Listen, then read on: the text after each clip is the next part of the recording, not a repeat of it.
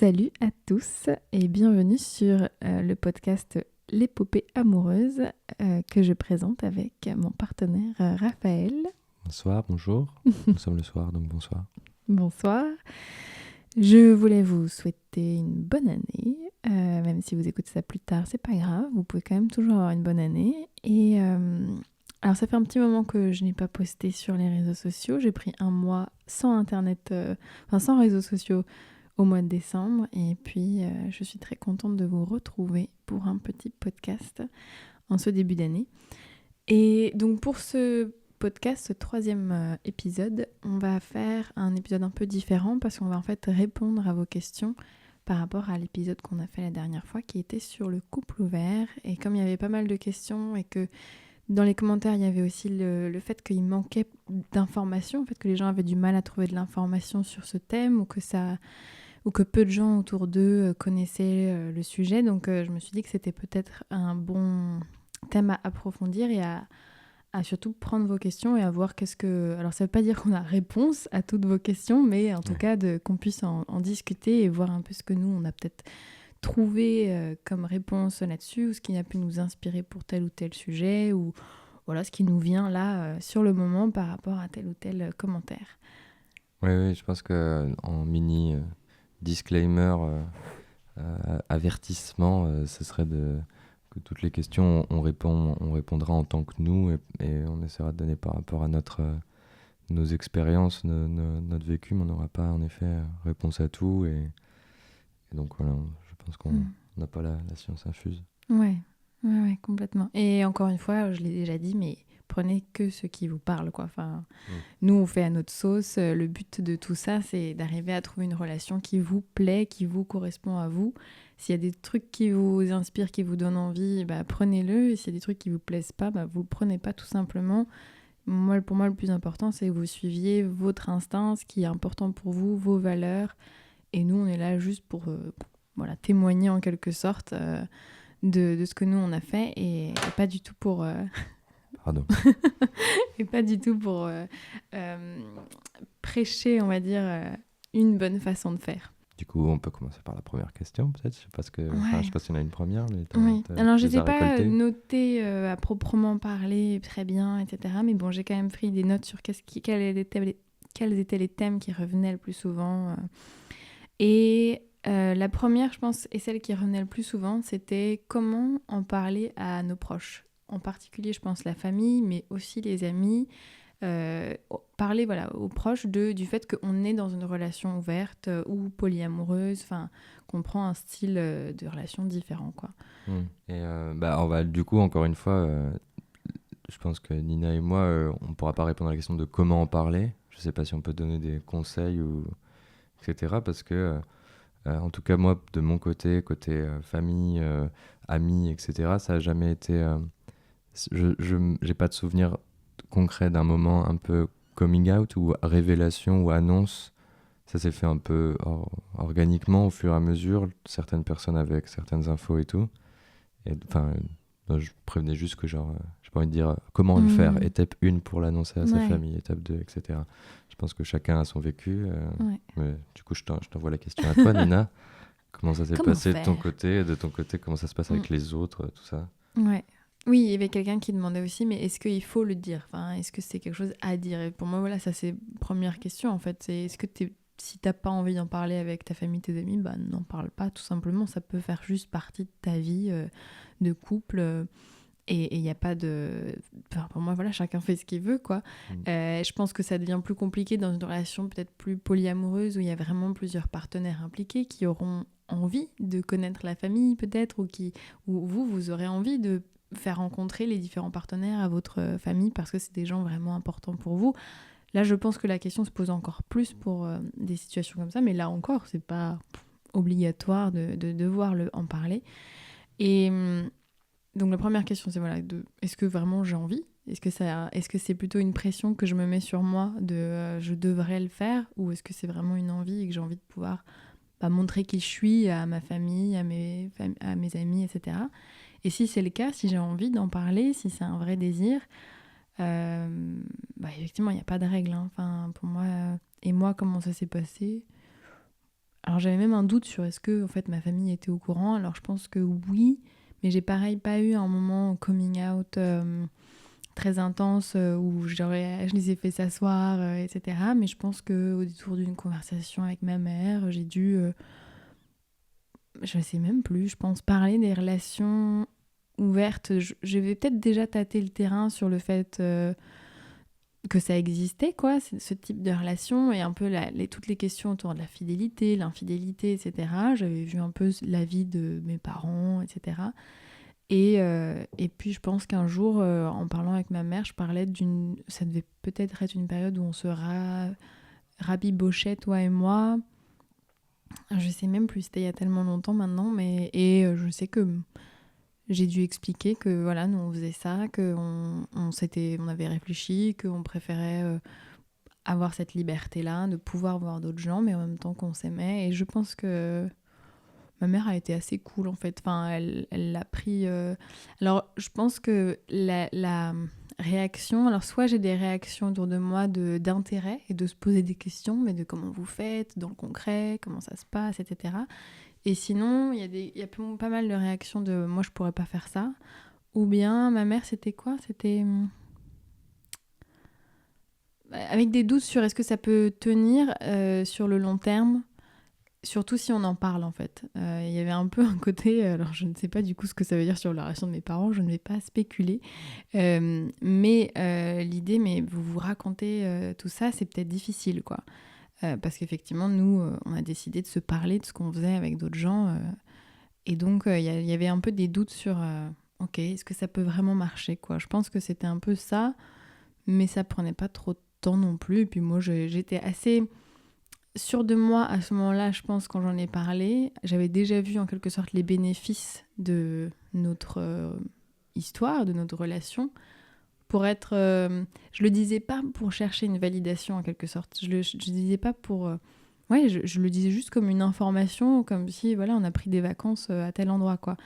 Et donc, je pense que si elle avait été très jugeante ou très désagréable, bah bien sûr ça m'aurait fait de la peine parce que voilà c'est quelqu'un d'important, mais j'attendais pas grand chose en fait à part juste de partager l'info et je suis assez contente que ça se soit passé assez bien. Et puis après on n'a plus reparlé et après voilà ça c'est ma relation. Je pense que d'autres personnes ont des relations peut-être plus proches et qui parleraient peut-être plus souvent de ces types de ça, d'autres pas du tout. Et je pense qu'il n'y a rien qui soit ni mauvais ni bon là-dedans, que chacun puisse faire ce qu'il veut et ce qui lui plaît. Donc voilà, je ne sais pas si ça répond à la question. En tout cas, c'est ça mon témoignage, on va dire, de comment ça s'est passé pour moi. Et toi, Raph? Bah, vu qu'il n'y a pas un moment où ça s'est passé, j'ai pas de. C'est plusieurs petits moments de vie, etc. Et en effet, pour le côté un peu annonce, je pense que la plupart de mes proches, ma famille, mes amis, ils connaissaient mon histoire avec toi avant qu'on devienne couple ouvert, couple libre. Et du coup, euh, c'est une donnée qui est arrivée un peu naturellement, aussi naturellement qu'elle est arrivée dans notre couple. Au fur et à mesure, je tenais des gens au courant, etc. Je pense que côté famille, c'est assez... euh, c'est une info qui est passée, mais genre, il n'y a pas plus de questions que ça, etc. En tout cas, au niveau des parents, au niveau de mes frères et sœurs, un peu plus de questions de curiosité, mais plus aussi par rapport à leur relation. Enfin, on est un peu plus de la même génération, donc il y a quelque chose de genre, c'est admis, et genre, plus curiosité, comment ça se passe, etc. Même de la curiosité pour ouais, voilà, leur propre relation et genre comment établir ça dans de futures relations, etc. Euh, et puis, non, ouais, c'est assez naturel avec différents amis, ça va être pareil, de la curiosité, des fois un mini effet bête de foire ou genre, ah, comment vous faites? Enfin, un peu des questions de genre, pour certaines personnes, pour qu'elles se confortent dans leurs valeurs et pour essayer de trouver en quoi ça marche pas. Mm. Euh, et ça, vraiment, c'est possible, ça, c'est là où c'est la merde, etc. Et je laisse passer, enfin, je leur laisse, entre guillemets, poser leurs questions. Des fois, ça me touche, parce que, enfin, des fois, je peux me sentir un peu en mode au tribunal, etc. Essayer de prouver quelque chose, comme si j'étais un défenseur de tout ça. c'est notre frigo, je crois. Ok, C'est le non, mais il y bruit a eu du un frigo. pop. Mm. Et donc des fois, ça c'est un petit peu chiant, mais sinon ça va. Et quoi d'autre par rapport aux autres non, c'est assez fluide, assez. Dans notre bande des potes, je trouve que c'est assez admis. Pour Mm. certains, on peut peut-être paraître un peu chelou, mais genre, c'est entendu, c'est genre, eux, ils sont chelous, mais Mm. gentiment, enfin, sans méchanceté. D'autres, c'est plus genre, c'est trop cool, ils ont trouvé le bon truc, mais moi, je suis pas prêt. Euh, euh, pour certains, ouais, c'est genre, ah, il y a que eux ou ce genre de gens qui peuvent le faire et ils ont de la chance de s'être trouvés.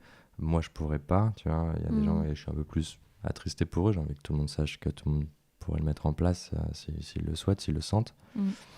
Et mais il y a des fois où c'est un peu plus, des fois où c'est un peu plus tricky. Ça nous est arrivé récemment, là où on était il y a quelques jours avec des copains en week-end. C'est quand je suis pas sûr si quelqu'un à qui je m'adresse sait qu'on est en couple ouvert et je me mets à parler entre guillemets de couple ouvert, enfin de moi dans ma vie, mais sans savoir si cette personne le sait. Donc en gros là, je discutais pendant la soirée du 31, etc. Et pour une anecdote, je parle des applis de rencontre que je peux utiliser des fois. Et donc cette personne à qui je parlais, qui sait que je suis avec toi, euh, j'avais peur pendant un instant que je me suis dit, mais attends, mais il a l'air d'en parler au présent de ces applis de rencontre, Mm. donc, et pas genre dans une vie passée de célibataire. Est-ce que c'est bizarre? Et du coup, il y a ce petit moment dans ma tête où je me dis, ah, peut-être que dans quelques secondes, il va falloir que je réannonce, genre, ah oui, non, mais je dis ça parce que machin, je fais pas ça dans le dos de Nina ou quoi que ce soit. Et en plus, là, tu arrivais dans la conversation en plus, mais il n'y a pas eu ce moment, en fait, il y a eu un truc un peu fluide, et après, je me suis dit, cette personne peut-être est au courant Mm. via son partenaire, etc. Enfin, peut-être les infos se baladent, mais j'ai eu ce petit doute de genre, ah, des fois, j'oublie Oui. que certaines personnes n'ont pas cette info, et il faut un peu contextualiser, etc. Même si j'aime pas. Je l'oublie parce que j'aime peu souvent des labels, des étiquettes qui font que genre, ah, maintenant que je suis en couple ouvert, je suis un polyamoureux, je suis un machin, donc j'ai pas envie de me présenter comme tel, entre guillemets, au monde, aux gens. C'est une donnée comme une autre, un truc que je fais, mais pas un truc que je suis Mm. profondément. Et mais sinon, voilà, donc c'est. Merde, j'ai déjà un peu oublié la question, c'est comment en parler à notre entourage, c'est ça un peu la Ouais. question? Ouais. Alors, comme ça, aucune idée, mais comment moi j'en parle à mon entourage, comme ça, quoi. Ouais, Enfin, genre, c'est simplement. assez Après, c'est vrai que fluide. c'était il y a quelques années quand même que je pense que maintenant la majorité des gens qu'on connaît le sont au courant et Ouais. du coup, c'est vrai que moi j'étais en train de me dire, il faut que je me rappelle comment c'était au début quand j'ai commencé à essayer d'en parler et ouais, effectivement, le seul conseil que je pourrais avoir, c'était de se demander pourquoi est-ce que je veux en parler. Qu'est-ce que je veux dire, pourquoi qu'est-ce que je veux transmettre avec ces mots, quoi. Et que c'est là où on peut peut-être se rendre compte que bah, si je cherche de la validation, bah, du coup, il y a un risque d'être déçu, en quelque sorte, si jamais les gens en face ne valident pas ça, jugent ça, ne comprennent pas, etc. Euh, Moi, je me souviens... En fait, j'ai beaucoup de souvenirs de conversations là-dessus qui se sont assez bien passées. Je suis peut-être j'ai un filtre à l'intérieur de moi qui garde que les conversations agréables, je ne sais pas, mais je me souviens pas mal de conversations agréables où effectivement au début les gens sont un peu sceptiques ou sont un peu ou surpris parce que c'est vrai que c'est surprenant au début, on connaît pas ça, et moi je me souviens avoir été tellement enthousiaste en fait sur le couple ouvert que moi il y avait un côté euh, je voulais partager le bonheur, quoi. Je trouvais ça tellement génial, tellement incroyable. J'avais l'impression d'avoir trouvé la clé de l'univers, la boîte magique qui allait résoudre tous les problèmes. Alors je me rends compte que ce n'est pas si magique que ça, mais quand je l'ai découvert, je trouvais que c'était vraiment incroyable. Et donc je voulais le partager à tout le monde, quoi, comme si tu avais trouvé la malle au trésor, quoi. Et t'es là, mais regardez, c'est là et tout, c'est génial. Et je pense que mon enthousiasme se sentait chez les gens. Et, et j'étais...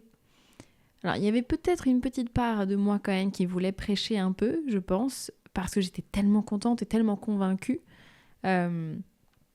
Mais c'était pas la majorité de moi. Je pense qu'il y avait surtout un débordement de joie, ou je sais pas, ou d'être alignée enfin avec ce que je pense, avec mes valeurs, avec Et donc d'être super contente de pouvoir le partager. Et j'ai beaucoup de conversations avec des gens qui au départ étaient peut-être un peu, enfin voilà, on va juste dire surpris ou qui connaissaient pas et qui se demandaient mais comment c'est possible. Et à force d'en parler avec moi, ils se disaient ah bah ça fait sens en tout cas. Enfin je sais pas si moi je pourrais le faire ou si j'aurais envie de le faire, mais je comprends. Et je pense que quand même le fait que je cherchais pas à leur montrer que eux ils devraient faire ça en fait. Quand même si je pense quand même, faut pas que je me voile la face, une part de moi qui voulait peut-être un peu prêcher la bonne parole, mais je savais aussi que c'est pas forcément fait pour tout le monde. Enfin, que moi ça me correspond, mais pas forcément à tous. Et donc je voulais pas forcément changer les gens et qu'ils se mettent tout d'un coup à vouloir faire ça aussi. Et je pense que quand on l'aborde comme ça, forcément les gens se sentent moins attaqués ou sur la défensive, etc. Donc c'est plus facile à... Je disais souvent, mais voilà, c'est pas forcément fait pour tout le monde, c'est moi, c'est juste mon choix pour moi perso. Et je pense que ce type de parole aide à entendre ça pour les autres parce que... et puis il faut aussi laisser le temps aux gens d'assimiler la nouvelle. Enfin, comme je l'ai peut-être déjà dit dans un autre podcast, mais la première fois que j'ai entendu parler du couple ouvert ou du polyamour, je trouvais que c'était fou et que c'était pas pour moi. Oui. Donc je pense que c'est normal d'avoir cette réaction-là au début, en fait. Enfin, c'est assez logique. Et que si vos amis ou des gens autour de vous ont cette réaction-là au début, dites-vous que c'est assez logique, quoi. C'est normal, vu notre société, qu'ils réagissent comme ça. Et il faut leur laisser le temps. Ils vont pas forcément changer d'avis, mais en tout cas, c'est enfin voilà, c'est, on va dire, assez normal si au départ ça les perturbe, quoi. Voilà, donc on n'a pas énormément d'autres choses à dire là-dessus. Je pense que, en gros, soyez vous-même, allez-y sachez pourquoi vous allez discuter avec les gens et n'attendez pas grand-chose d'eux, en fait. Enfin, et que en fait, si jamais il y a du jugement de leur part, si jamais il y a du doute, en fait, ça parle plus de leurs croyances et de leurs insécurités ou de leur système de valeurs, de pensée que du vôtre. En fait, ça n'a pas à remettre en cause, en quelque sorte, ce que vous faites. Alors, ça, c'est très beau en théorie. Je sais qu'en pratique, c'est plus difficile. Mais bon, j'aime bien le redire parce que moi-même, plus je le redis, plus c'est solide à l'intérieur de moi, ce savoir, en quelque sorte, que en fait... quelqu'un a beau remettre en cause ce que moi je fais, ça n'a pas, en fait, ça ne change rien, en fait. Ils peuvent penser ce qu'ils veulent, quoi. Voilà. Alors, on va passer à une autre question qui est un peu dans le même thème. On va continuer sur la communication. Et là, c'est comment en parler à mon partenaire, en fait. Donc, plutôt là, pour un couple qui est monogame, qui sont ensemble, et à un moment donné, tu te dis, mais moi, j'aimerais bien avoir un couple ouvert. Comment faire pour l'annoncer, on va dire, à mon compagnon, à ma compagne. Et c'est pas facile. Ouais, encore une fois, moi j'ai aucune idée et aucun conseil à donner. Ça dépend de tellement de choses. Après, toi comme moi, on prêche et on valorise plutôt la communication. Et le fait de parler, et du coup ça doit être un sujet de discussion comme un autre, en fait. S'il y a un désir, des questionnements, etc., c'est en discuter, quoi. J'ai aucune idée de comment en parler. Je sais pas s'il faut en faire tout un événement important ou en parler au détour en faisant la vaisselle ensemble. Je sais pas du tout si... Pour moi, j'aimerais inviter chacun et chacune dans son couple à se sentir assez à l'aise de pouvoir vraiment parler et aborder tous les sujets. Et en effet, c'est un sujet qui peut être un peu épineux au début, surtout si ça dépend pour quel type de couple, comment tu parles de l'autre avec un grand A dans ton couple, du désir pour l'autre, quand tu as du désir pour un acteur ou pour une actrice. Il y a des couples où c'est genre pas de soucis, il y a des couples où genre même ça serait un peu tricky. Donc ça dépendra vachement de choses, mais pour moi, c'est de le faire le plus naturellement possible. Pour moi, dès que tu t'es posé la question, tiens, j'aimerais bien en parler à machin, ou de commencer à en parler, en fait. Nous, comme on en a parlé dans notre épisode, c'est arrivé déjà dans une rupture, donc on était séparés. Ça arrivait autour d'une tromperie, donc le sujet était là, quoi. Enfin, c'était présent dans nos conversations.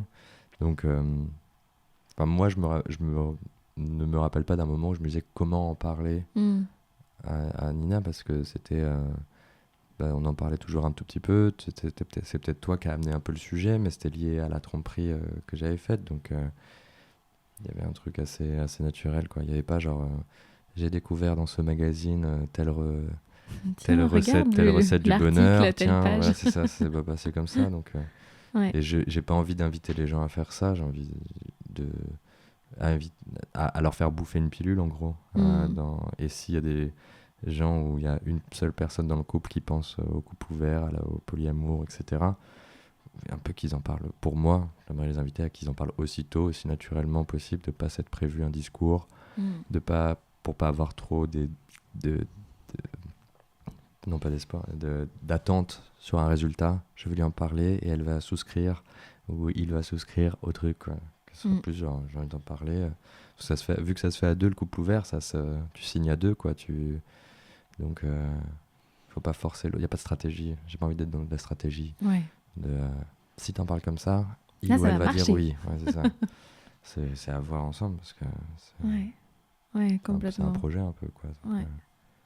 Mais en fait, moi, je me rappelle qu'on avait... Alors, avant cette rupture dont on parle, là, et de cette tromperie, on était ensemble. Et je me souviens d'une conversation qu'on avait eue sur le désir pour l'autre, effectivement. Et sur le fait que, vu qu'on s'est rencontrés très tôt, on avait 18 ans, et qu'on n'a pas eu énormément d'expérience autre que nous deux, il y avait quand même en toile de fond aussi cette thématique, quoi, qui parfois revenait. Et je me souviens qu'on avait eu cette conversation sur on s'aime beaucoup, donc on se souhaite de rester ensemble longtemps, mais du coup qu'est-ce qui se passe, ça veut dire qu'on va coucher que l'un avec l'autre pendant toute notre vie, et puis on va se voir que l'un et l'autre, et alors c'est aussi, je pense, ça montre que c'était déjà présent en quelque sorte, parce que toi et moi, on s'était dit, je pense qu'un jour, mais dans nos têtes, c'était dans beaucoup plus longtemps, genre quand on sera, je sais pas, à 50 ans. Il y avait l'image du couple marié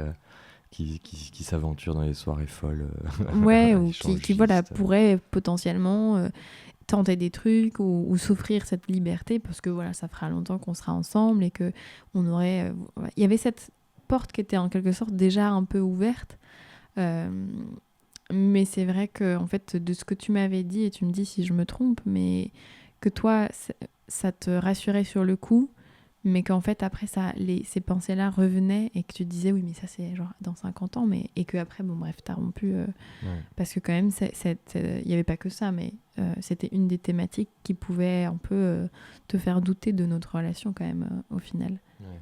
C'est bien ça, hein. Oui, et à puis peu en près. effet, la donnée qu'on s'est rencontrés très tôt, on est tombés amoureux l'un de l'autre très tôt, on a commencé à créer un couple ensemble tôt, faisait flipper, faisait à la fois genre trop bien, on commence tôt en gros, il y a des gens qui aimeraient se rencontrer ou rencontrer un partenaire ou une partenaire de vie plus tôt peut-être, mais à la fois il y avait cette donnée qui faisait peur de genre... ça peut jouer contre nous, quoi. Le désir pour autrui, le fait de s'être connu, le manque d'expérience, etc. J'avais peur comme si c'était à l'époque, comme si c'était c'est pas une malédiction, mais un truc genre ça va se retourner contre nous, en fait. Puis c'est tellement aussi valoriser le côté dans ta vingtaine, t'es censé avoir plein d'expériences différentes, rencontrer plein de gens et tout, et puis nous on était là en couple, tu te dis mais je suis en train de louper un truc, quoi. Bon, ça, c'est encore un autre sujet, mais effectivement du coup je pense que pour moi déjà de parler c'était mon nez. je me suis cogné contre le micro. Le fait de déjà parler de ça, effectivement, juste du désir qu'on peut avoir pour d'autres personnes, c'est déjà un énorme premier pas, on va dire, dans ce sujet. Et comme tu l'as dit, pour moi, c'est hyper important, effectivement, d'être honnête avec toi-même. Et quand tu le sens, que tu as des envies, qu'il y a des trucs dans ta tête qui te traversent, que ce soit couple ouvert, polyamour, des gens juste que tu vois et qui tu te dis j'aimerais trop pouvoir explorer un peu plus, enfin que ça te travaille quoi. Mais effectivement c'est le moment d'en parler et en fait de se rendre compte que c'est pas parce que tu parles de ça avec l'autre qu'il va falloir tout de suite prendre une décision, que l'autre doit soit dire oui, soit dire non, que non, en fait, on peut crever cet abcès en quelque sorte, le mettre sur la table et puis on peut aller se coucher.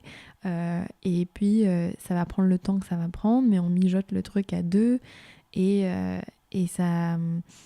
Je sais pas comment dire, mais oui, ça prend son temps en fait, ça se construit et il y a d'abord une première conversation, ensuite une deuxième, ensuite une troisième. Il n'y a pas genre juste. En tout cas, moi, c'est pas comme ça que je le vois, mais the talk et après, il faut prendre une décision directe, etc. Quoi. Ouais. En tout cas, c'est aussi possible, mais il y a plein d'autres possibilités en fait là-dedans. Et je pense que l'important, c'est d'être honnête avec toi-même, quand tu l'exprimes à l'autre. Alors oui, il y a des techniques pour essayer de communiquer de façon bienveillante, pour parler de toi, dire moi, je sens ça à l'intérieur de moi, ça me fait paniquer parce que je t'aime énormément, parce que je comprends pas pourquoi moi je suis comme ça alors que j'ai l'impression que tout le reste du monde a l'air d'être si heureux dans la monogamie et en même temps je ressens ça à l'intérieur de moi et ça me travaille et ça me fait du coup avoir des doutes sur nous alors qu'en soi j'en avais pas avant et en fait tu peux expliquer tout ça quoi et tout en parlant de ton expérience et en disant à l'autre je te dis tout ça parce que je veux que tu me connaisses en fait, je veux que tu saches ce qui se passe à l'intérieur de moi et je veux pas t'imposer quoi que ce soit, je veux juste qu'on puisse en parler et que tu puisses savoir ce qui m'arrive quoi. Et pour que du coup, et c'est important de rappeler le lien qu'il y a entre les deux parce que je pense que pour celui qui reçoit cette nouvelle, ça peut être un choc, une grosse surprise, un choc, quelque chose de très dangereux presque, qui peut faire extrêmement peur. Et donc de rappeler à la personne, mais en fait, si je te dis tout ça, c'est parce que je tiens à nous, je tiens à notre lien et je tiens à ce que ça se passe bien entre nous. Et donc je veux que tu me connaisses vraiment et qu'on essaye de explorer ça, mais juste pour l'instant en parlant de cette thématique et qu'est-ce qu'on peut faire et peut-être que juste d'en parler ça va déjà m'apaiser et en même temps je veux que tu saches que ça fait partie de mes désirs mais et de laisser effectivement de la place à l'autre pour qu'il puisse déjà digérer l'info et comprendre ce qui se passe et ne pas lui demander effectivement qu'il ou elle prenne une décision tout de suite et que on n'essaye pas bien sûr de convaincre l'autre, mais de sentir qu'on veut rester connecté, rester en lien tout en montrant qu'on a notre individualité, notre personnalité, nos envies, nos désirs. Voilà. Mais bon, c'est tout le challenge de la relation, je pense. Ouais, complètement. Je pensais exactement à la même chose que tu as dit, que dans l'image que je me fais de la personne qui pense au couple ouvert, qui pense avoir, entre guillemets, ailleurs, et qui est avec quelqu'un qui peut-être n'a pas pensé à ça, n'évoque jamais les autres, un désir pour autres, etc. Que cette personne se dit merde, la conversation sur le couple ouvert, en parler comme une potentielle solution, etc. J'apporte une bombe, j'apporte des problèmes à mon couple. Qu'en effet, c'est exactement ce que tu as dit, c'est de le voir aussi comme non, mais c'est une belle opportunité de m'ouvrir à l'autre, de lui dire une part de lui présenter une part de moi un peu que ce monde nous invite beaucoup à cacher. J'ai du potentiel désir pour autrui, etc. Et comme tu dis, je veux qu'on reste ensemble, je veux qu'on construise ensemble. Et de présenter ces désirs à l'autre sans peur. Et je trouve ça, c'est ça, c'est une belle opportunité aussi d'être encore plus soi-même et que l'autre nous connaisse encore plus. Mais ce qui fait souvent peur, c'est que quand tu ressens du désir pour autrui au départ dans un couple monogame, t'as l'impression d'être horrible, t'as l'impression que tu vas faire du mal, t'as l'impression que t'es mal fait parce que tu te dis ou que t'aimes mal ou que la personne avec qui t'es, elle du coup elle est pas parfaite parce que l'amour c'est censé être tu regardes que quelqu'un à 100% toute ta journée, etc. Et du coup, tu peux te dire, genre, merde. Donc, il y a toutes ces questions-là. Donc, en parler, c'est aussi, genre, bon, je me rends vulnérable, quoi. Ouais. Je vais parler à l'autre. Et promis, c'est pas un coup de pub préparé ou quoi que ce soit, mais comment en parler à l'autre aussi, ben, toi Nina, tu proposes des solutions et de l'accompagnement là-dedans, et je trouve ça assez beau, vraiment, c'est pas du tout... Je lui ai donné 50 € non, alors là. c'est pas du tout... c'est très spontané, enfin, ouais, spontané de ma part que je trouve ça cool que des gens proposent justement un accompagnement, une tierce personne, pour dire pour des couples où les deux sont chauds, quoi, de pas prendre un du couple, genre mais où est-ce que tu m'emmènes là, etc. Mais d'avoir une tierce personne pour les accompagner, les lancer sur leur route et commencer tout ça, commencer cette discussion ensemble, etc. Chose qui ne veut pas dire à la fin vous serez en couple ouvert, etc. Mais genre vous aurez peut-être exploré certaines choses, certaines discussions et tout. Ouais. C'est cool d'être accompagné et je trouve ça cool l'accompagnement que tu présentes. Donc allez voir, le site de Nia Lucas, regardez. Merci. Mais non, genre, en tout cas, toi comme d'autres, je trouve ça cool de se dire qu'on n'est pas tout seul dans ce truc-là. Il y a des solutions. Que Et il y a des livres aussi. Il y a Et, plein de bouquins, et sur la communication, il y a plein de choses aussi. Sur la communication non violente, par exemple. Rien que ça, déjà, ça peut énormément vous aider. Parce que c'est difficile. Enfin, en fait, c'est pas inné de bien parler et de bien communiquer. C'est au contraire très difficile. Et donc, oui, en fait, il y a plein de ressources, quoi. Et l'autre chose que moi, je voulais dire aussi, c'était que, on en parlait même aujourd'hui avec Raph, c'est OK de faire des erreurs. Et on peut faire des erreurs et on peut se planter, on peut mal communiquer et demander pardon et réparer. Et cette conversation qui peut paraître si importante, oui, elle l'est. Et en même temps, on peut toujours réparer, quoi. On peut mal dire un truc et puis dire je m'excuse, je suis désolée, je me suis mal exprimée. Alors c'est difficile, hein, je le dis pas, mais voilà, il y a toujours quand même des solutions. Il faut pas se... Enfin, j'aime pas la phrase faut pas se mettre la pression, parce qu'une fois que tu t'es mis la pression, ça y est, tu te l'as déjà mis, hein, mais essayer en tout cas de se rassurer sur le fait que c'est qu'il y a OK. du essai-erreur, en fait, qu'il n'y a pas un chemin tout parfait, tout tracé. Tu te renseignes, t'exécutes la recette et machin, t'essayes un truc comme une recette de cuisine, quoi. Tu testes, tu vois, c'est ça. Ta première version de ce plat sera peut-être pas encore nickel, etc. Mais ouais, d'y aller, quoi. Ouais. Donc d'y aller avec son cœur et de rappeler à l'autre qu'on l'aime et qu'on fait ça aussi pour être ensemble, en fait. Que c'est pas une fuite, en fait. Pas du tout. Si ça vient de l'amour, si ça vient d'un vrai truc de genre nous, je sais que notre couple ouvert a resserré des liens de ouf, à apporter encore plus d'amour que ça n'en a. S'il y avait deux versions de nous, celle du passé, couple traditionnel, entre guillemets standard, et celle un peu d'aujourd'hui, je les verrais les deux, les quatre, avec beaucoup d'amour, mais c'est vrai que la première version, c'est un couple qui se met un peu la pression à essayer de respecter des rails installés depuis tant de millénaires, enfin tant de vraiment très longtemps, donc tout à fait normal d'avoir la pression de mal faire, et à la fois qu'il y a des preuves que des fois ça foire, des preuves de divorce, de tromperie, de genre mais est-ce que c'est les bonnes rails en fait,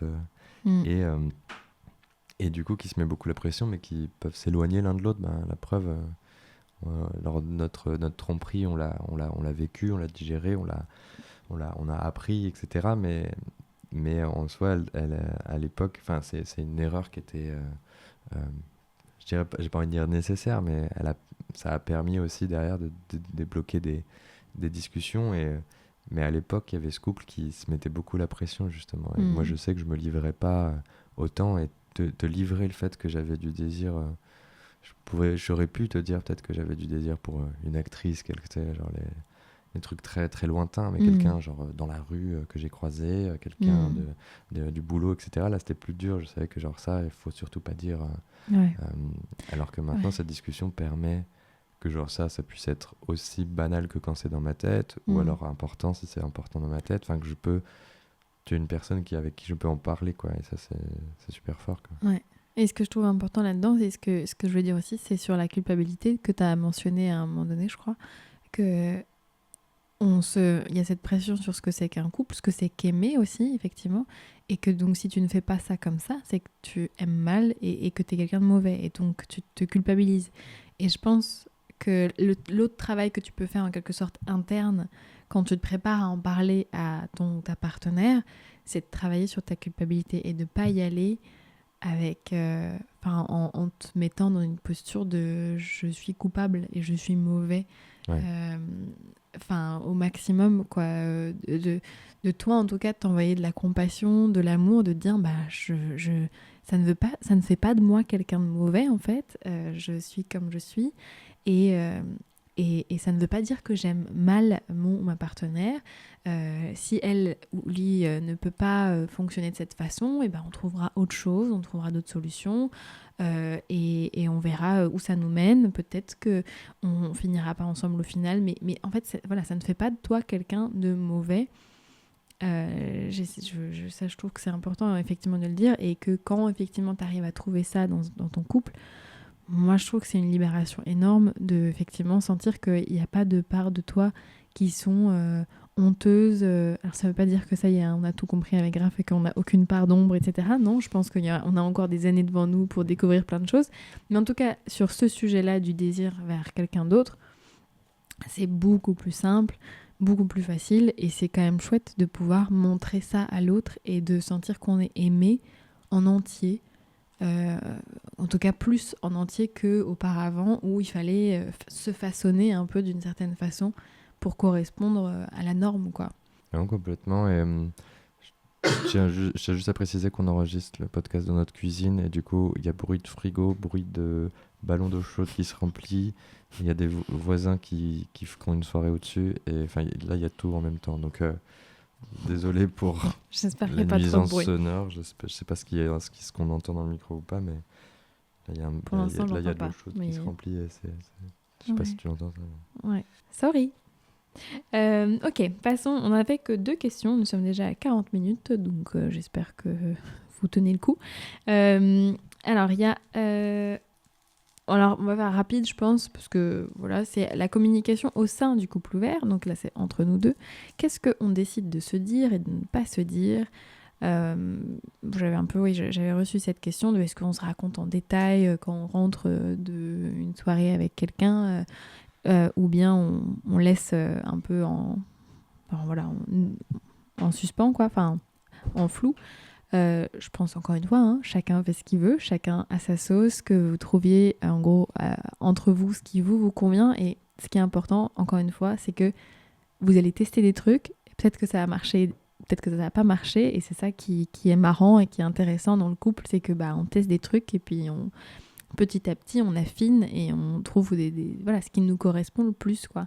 Et en plus, dans l'idée de dire est-ce qu'on se dit beaucoup de détails ou pas, sachez, je veux juste vous mettre en lumière le fait que même si vous vous dites ça avec votre partenaire, pour votre partenaire, se raconter tous les détails, ça ne veut pas forcément dire la même chose que pour vous, en fait. Rien que là, déjà, c'est pas assez précis pour moi, en fait. Il faut aller encore plus loin dans la conversation et se dire non, mais concrètement, est-ce que on se raconte où est-ce qu'on a mangé, est-ce qu'on se raconte qu'on a juste... est-ce qu'on se dit juste on a couché ensemble, on n'a pas couché ensemble, est-ce qu'on se dit il y a eu prélit, il n'y a eu pas prélit, il faut être... pour moi, en tout cas, moi, c'est ce que j'aime, c'est être vraiment dans quelque chose de concret au départ quand on installe nos règles, pour savoir effectivement ça veut dire quoi se raconter les choses. Et les règles sont là aussi pour les moduler en quelque sorte. C'est juste pour avoir un cadre de départ, de savoir, ok, au départ on s'est mis d'accord là-dessus, et puis après on teste et on voit si ça fonctionne ou pas, et on peut réparer, on peut changer, etc. Voilà, Raph, t'as envie de dire quelque chose là-dessus? C'est complètement ça, et en effet, il n'y a pas de règle à ce niveau-là. Pour ce qui est de nous, on est plutôt, et je pense qu'on en avait parlé dans l'épisode couple ouvert, qu'on se dit plutôt beaucoup de choses, que on arrive à s'en parler d'une relation donc avec un autre hors du couple, que ce soit avant, après, pendant, on arrive à s'en parler comme... moi, c'est ce que je vise en tout cas dans ma tête, comme si on était à la fois en prenant en compte que l'autre, le partenaire dans le couple est ton partenaire de couple, et ton amoureuse, ton amoureux, et à la fois comme si c'était un confident, une confidente, un ami, meilleur ami, qui n'est pas... Enfin, moi, je sais que c'est comme ça que j'aime t'en parler, c'est t'en parler aussi simplement que pour te raconter ma journée, quoi. Ce qui va bien, ce qui va mal, ce qui est intéressant, ce qui me rend heureux, ce qui me rend malheureux. Et donc, d'en parler avec cette lignée-là et pas de faire un compte-rendu de ce que je te dois en information. Là, ça, on le faisait plutôt au début, plutôt genre quand on testait et on s'était mis d'accord, genre on se tient au courant, on veut savoir tant d'infos, etc. Là, il y avait un côté un petit peu plus compte rendu, ce que je te devais et ce que je trouvais normal. Justement, je valorisais entre guillemets un peu plus, même beaucoup plus, le noyau central de nous deux, plus qu'une relation un petit peu plus extérieure. Et donc je trouvais ça normal, mais maintenant c'est plus comme te raconter ma vie, quoi, te partager ma vie, donc les rencontres que je fais, comme si tu avais rencontré un ami, un nouvel ami, un nouveau collègue de bureau, genre il est trop marrant pour ci, et à la fois pour ça, enfin je m'inquiète pour lui, enfin je sais pas quoi, et c'est genre c'est ma vie, c'est une nouvelle rencontre, de le mettre sur le même plan. Plutôt que de le mettre sur le plan voici ton compétiteur ou ta compétitrice, voici avec qui tu te mesures, entre guillemets. Là, c'est plus le cas. Et à la fois de prendre en compte que je m'adresse aussi pas que à une meilleure amie ou à une confidente, mais à ma partenaire de vie avec qui j'entretiens un couple, je fonde, je crée des projets, etc. Et du coup... que tu as un ego, que tu as des peurs, que tu as des insécurités, etc. Et que moi aussi, et du coup, que à tout moment, c'est le bienvenu si une phrase, un mot te fait peur, etc. De te faire comprendre que je suis là, que je t'aime, de rappeler à la personne qu'on l'aime, qu'elle est centrale, parce qu'au fur et à mesure, si je te raconte un week-end que j'ai passé avec quelqu'un d'autre, une soirée, etc., que j'ai des étoiles dans les yeux, etc. Au fur et à mesure, peut-être des insécurités peuvent se réveiller, et ça, essayer un peu de les entendre et de reconnecter avec, ok, tu es importante pour moi. Et des fois, ça fait vraiment... je veux pas prêcher pour ceux qui décident de pas trop en parler dans leur couple ouvert, etc. Le fait que de tous dire c'est trop bien, mais ça fait des fois beaucoup de bien de s'apercevoir. J'aime autant la notion d'avoir un jardin secret que c'est trop bien de se livrer sur des trucs où genre comment aurais-je, avec personne d'autre je pourrais livrer ça, et quand c'est avec la personne que t'aimes le plus au monde, et ben c'est super fort, et c'est genre waouh, ça me fait des fois énormément de bien de te parler, alors, sans détail. Pour les détails entre guillemets de trucs, des gens posent souvent la question, mais vous vous dites quoi du rapport, etc., sexuel, etc. Pour moi c'est des questions vraiment annexes de genre, ça on s'en fout, tu vois, genre, c'est que si c'est relevant, c'est que si c'est important pour ce que j'ai à te dire ou à te partager à toi, tu vois. Mais je vais pas te dire, c'est de la même manière pour moi que je vais pas te dire tous les sujets de conversation dont j'ai parlé avec cette autre personne. S'il y en a qui sont pas relevant, je vais pas te faire un enregistrement de tout. Mais s'il y a un truc de l'ordre sensuel, de l'ordre sexuel, etc., qui est une information que j'estime importante, mais pour dire qui je suis, pour dire ce que j'ai vécu émotionnellement, si ça m'a rendu heureux, si ça m'a rendu malheureux, oui, je pense que juste avant, je prends avec des pincettes, genre là, je m'apprête à dire un truc un peu qui ouvre la porte, qui va créer des images, etc. Mais et donc, es-tu à l'aise avec ça ou non, mais que je vais pas dire des trucs si c'est pas important, quoi. Si j'estime pas. Moi, je pense que les couples qui racontent vraiment en détail, quand on parle vraiment de la sexualité aussi, c'est des couples pour qui c'est aussi excitant, où il y a quelque chose de l'ordre de ça me fait fantasmer de t'imaginer avec cette autre personne. Et là, du coup, il y a quelque chose de c'est relevant, comme tu disais, ça apporte quelque chose même pour le couple, quoi. Ça peut même nourrir leur fantasme sexuel. Et donc, allez-y, quoi. Enfin, tant mieux, quoi.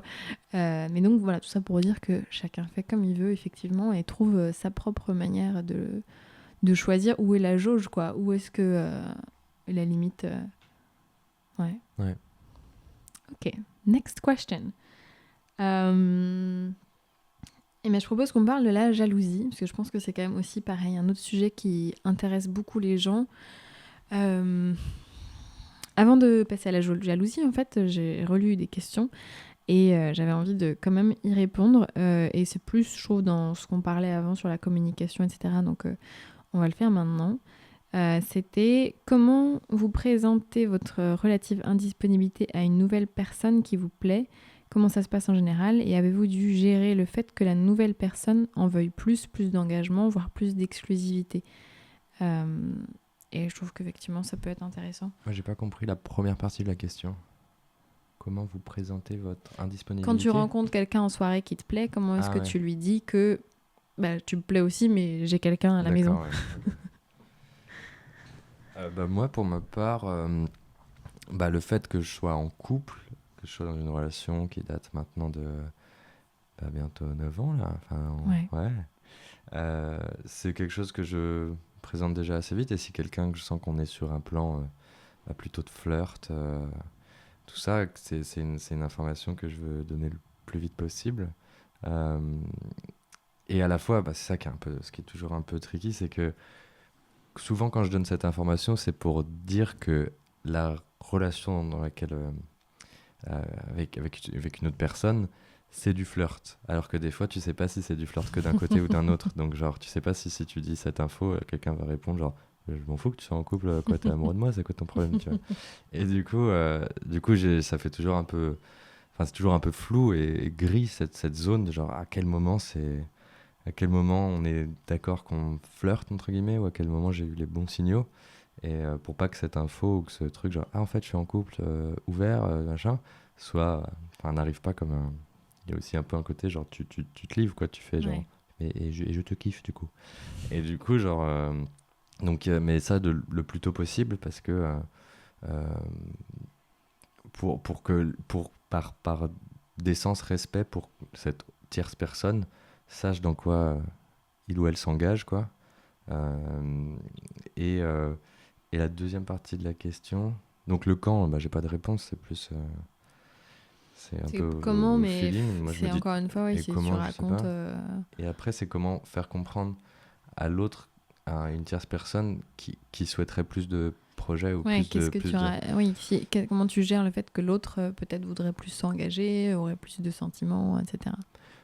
Moi, pour ma part, je présente toujours aux gens que je suis en couple ouvert, mais mon couple est le noyau dur et le centre de ma vie sentimentale, en tout cas aujourd'hui, et c'est central. Donc toute autre relation sera un peu des électrons qui gravitent, quoi, autour d'un noyau. Et donc moi je me trouve pas, et je pense ne pas vouloir créer d'autres projets avec d'autres relations. Ouais.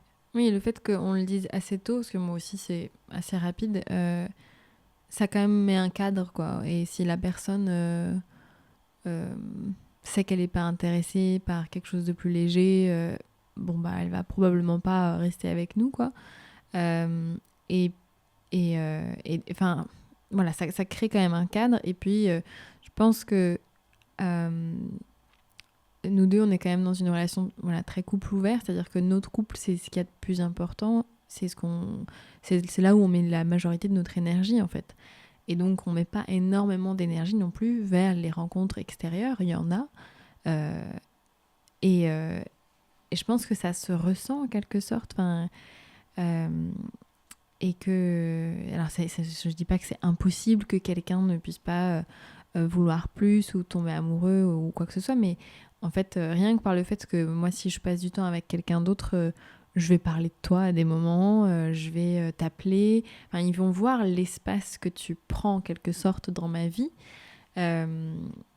Et je pense que bon, bah, ça prépare un peu le terrain, quoi. Et en fait, pour moi, faut juste rester honnête et respecter l'autre, effectivement. Et puis, si tu sens à un moment donné qu'il y a quelque chose de déséquilibré, euh, effectivement, de le mettre sur la table, quoi. Après, bon, en fait, tout simplement, ça ne m'est pas arrivé, je pense, en fait. Donc, c'est difficile d'en parler, en Moi fait. non plus, l'image, l'exemple schéma de j'entretiens une relation avec une autre personne et au bout d'un moment, cette personne veut du sérieux et quoi choisir, que faire, etc. Ça m'est pas arrivé non plus parce que j'entretenais des relations avec des personnes qui sont prévenues très très tôt, qui se sont lancées dans cette relation, c'était justement pour aussi son côté genre entre guillemets plus léger, moins risqué ou moins importante ou moins, enfin comment dire, pas solide parce que c'est des relations quand même qui sont fortes, mais Oui. avec moins de projets, j'ai envie de Mm. dire ça, avec moins de projets pour le futur, etc. Et, et donc, et moi, j'ai eu quand même des désistements ou justement des genres, ah tiens, non, c'est pas pour moi, mais très tôt, justement, avant même que vraiment avec un flirt ultra naissant, Mm. en présentant, genre, je suis en couple ouvert et la personne avec qui je suis est ultra importante pour moi. Enfin, il y a énormément d'amour et de projets, etc. Et de personnes un peu, ou bien, enfin, j'ai eu affaire à des gens plutôt intimidés par ça, ou plutôt genre, non, c'est pas pour moi, vu que je cherche la même chose, en fait, vu que je cherche une relation sérieuse et des projets, c'est pas avec toi que je veux continuer, etc. Donc, moi, c'est ces deux cas qui me sont plutôt arrivés. Ouais, carrément. Ok. Bon, donc en gros, voilà. On va passer à la suite parce que je pense qu'on n'est pas les meilleures personnes non plus pour parler de ça pendant très longtemps. Alors, si on parle de la jalousie, alors pour moi, c'est là aussi j'ai un peu du mal parce que en final, là, ça fait longtemps. Parce que l'autre chose aussi que j'ai envie juste de dire, c'est que les gens s'imaginent que quand on dit qu'on est en couple ouvert, c'est qu'on a plein de relations tout le temps avec plein de gens. Oui, c'est vrai que les gens disent, mais attendez, du coup, c'est toutes les semaines, c'est tous les quoi, c'est machin. Ils pensent que. Et c'est pas vrai. Enfin, en tout Non. cas, c'est pas le cas pour nous. Ouais. Ça pourrait l'être, mais voilà, je pense que même si j'étais célibataire, je ne verrais pas des gens toutes les semaines parce que c'est pas ma personnalité, tout simplement. Et donc, du coup, c'est pareil quand je suis en couple. Et en final, mon couple me prend beaucoup d'énergie, mon travail aussi. Donc, la vie fait que aussi, je n'ai pas forcément énormément de temps pour pouvoir rencontrer d'autres gens.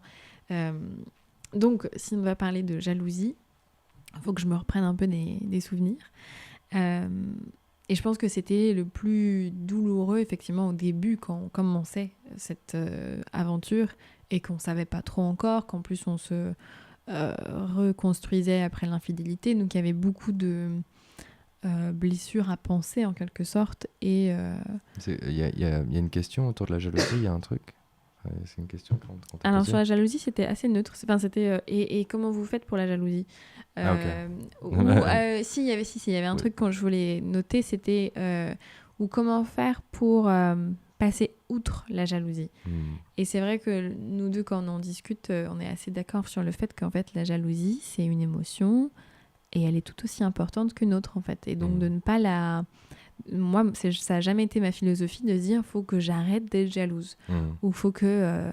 voilà, je passe outre, faut que j'arrive à la surmonter, etc. Comme si c'était un trait caractéristique qu'il horrible. fallait pas, faut pas voler, Ouais. faut pas être... ouais. Et au contraire, comment est-ce que je peux l'accueillir comme une vieille amie, quoi, une vieille copine, et lui dire « Ah, t'es là, ma jalousie, qu'est-ce que t'as à me dire aujourd'hui, tu vois ? Pourquoi tu t'es manifestée aujourd'hui ? Qu'est-ce qui se passe ?» Et en fait, de se rendre compte à quel point aussi la jalousie est multiple.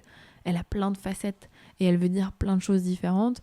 Et en fait, elle est là pour te donner un message, en fait, tout simplement. Et donc, quel est ce message ? Est-ce que c'est...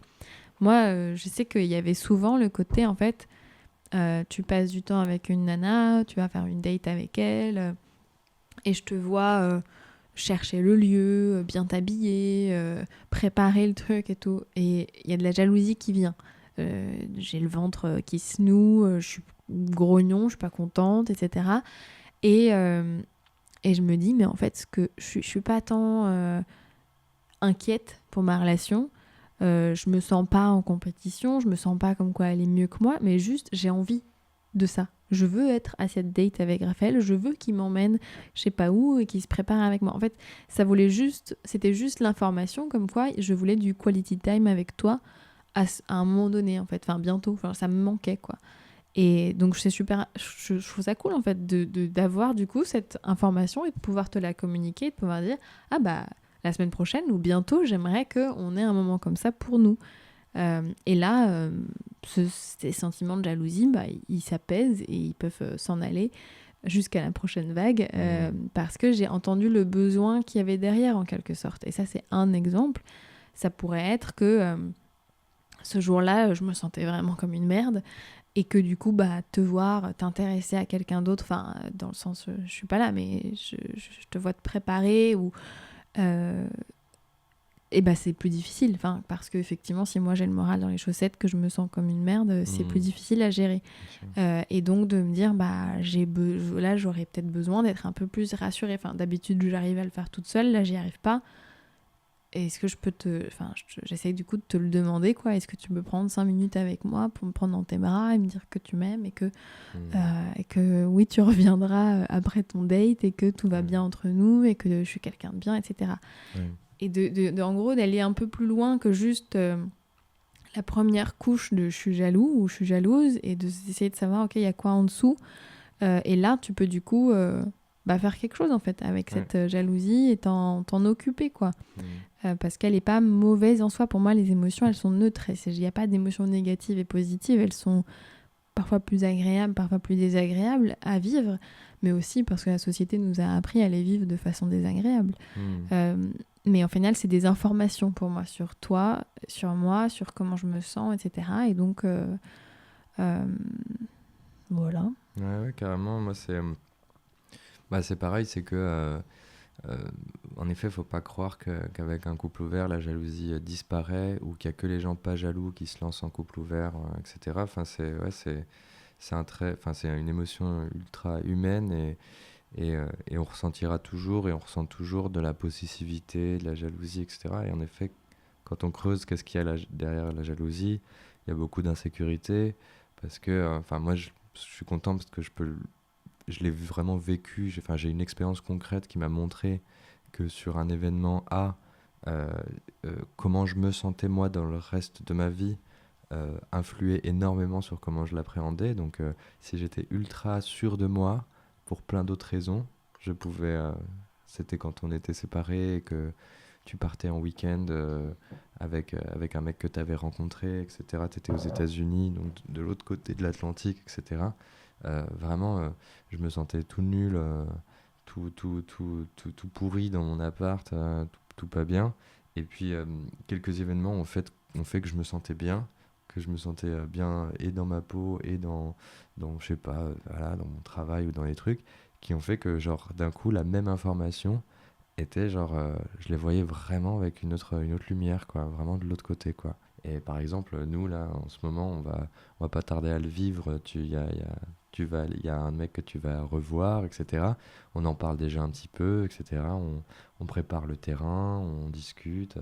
Et moi, je sais que moi, de mon côté, des fois, alors il y a une petite envie de me mettre des œillères et je me dis, on en parlera quand ça arrivera. Pour l'instant, c'est pas arrivé. C'est pas encore tout à fait dans ma vie.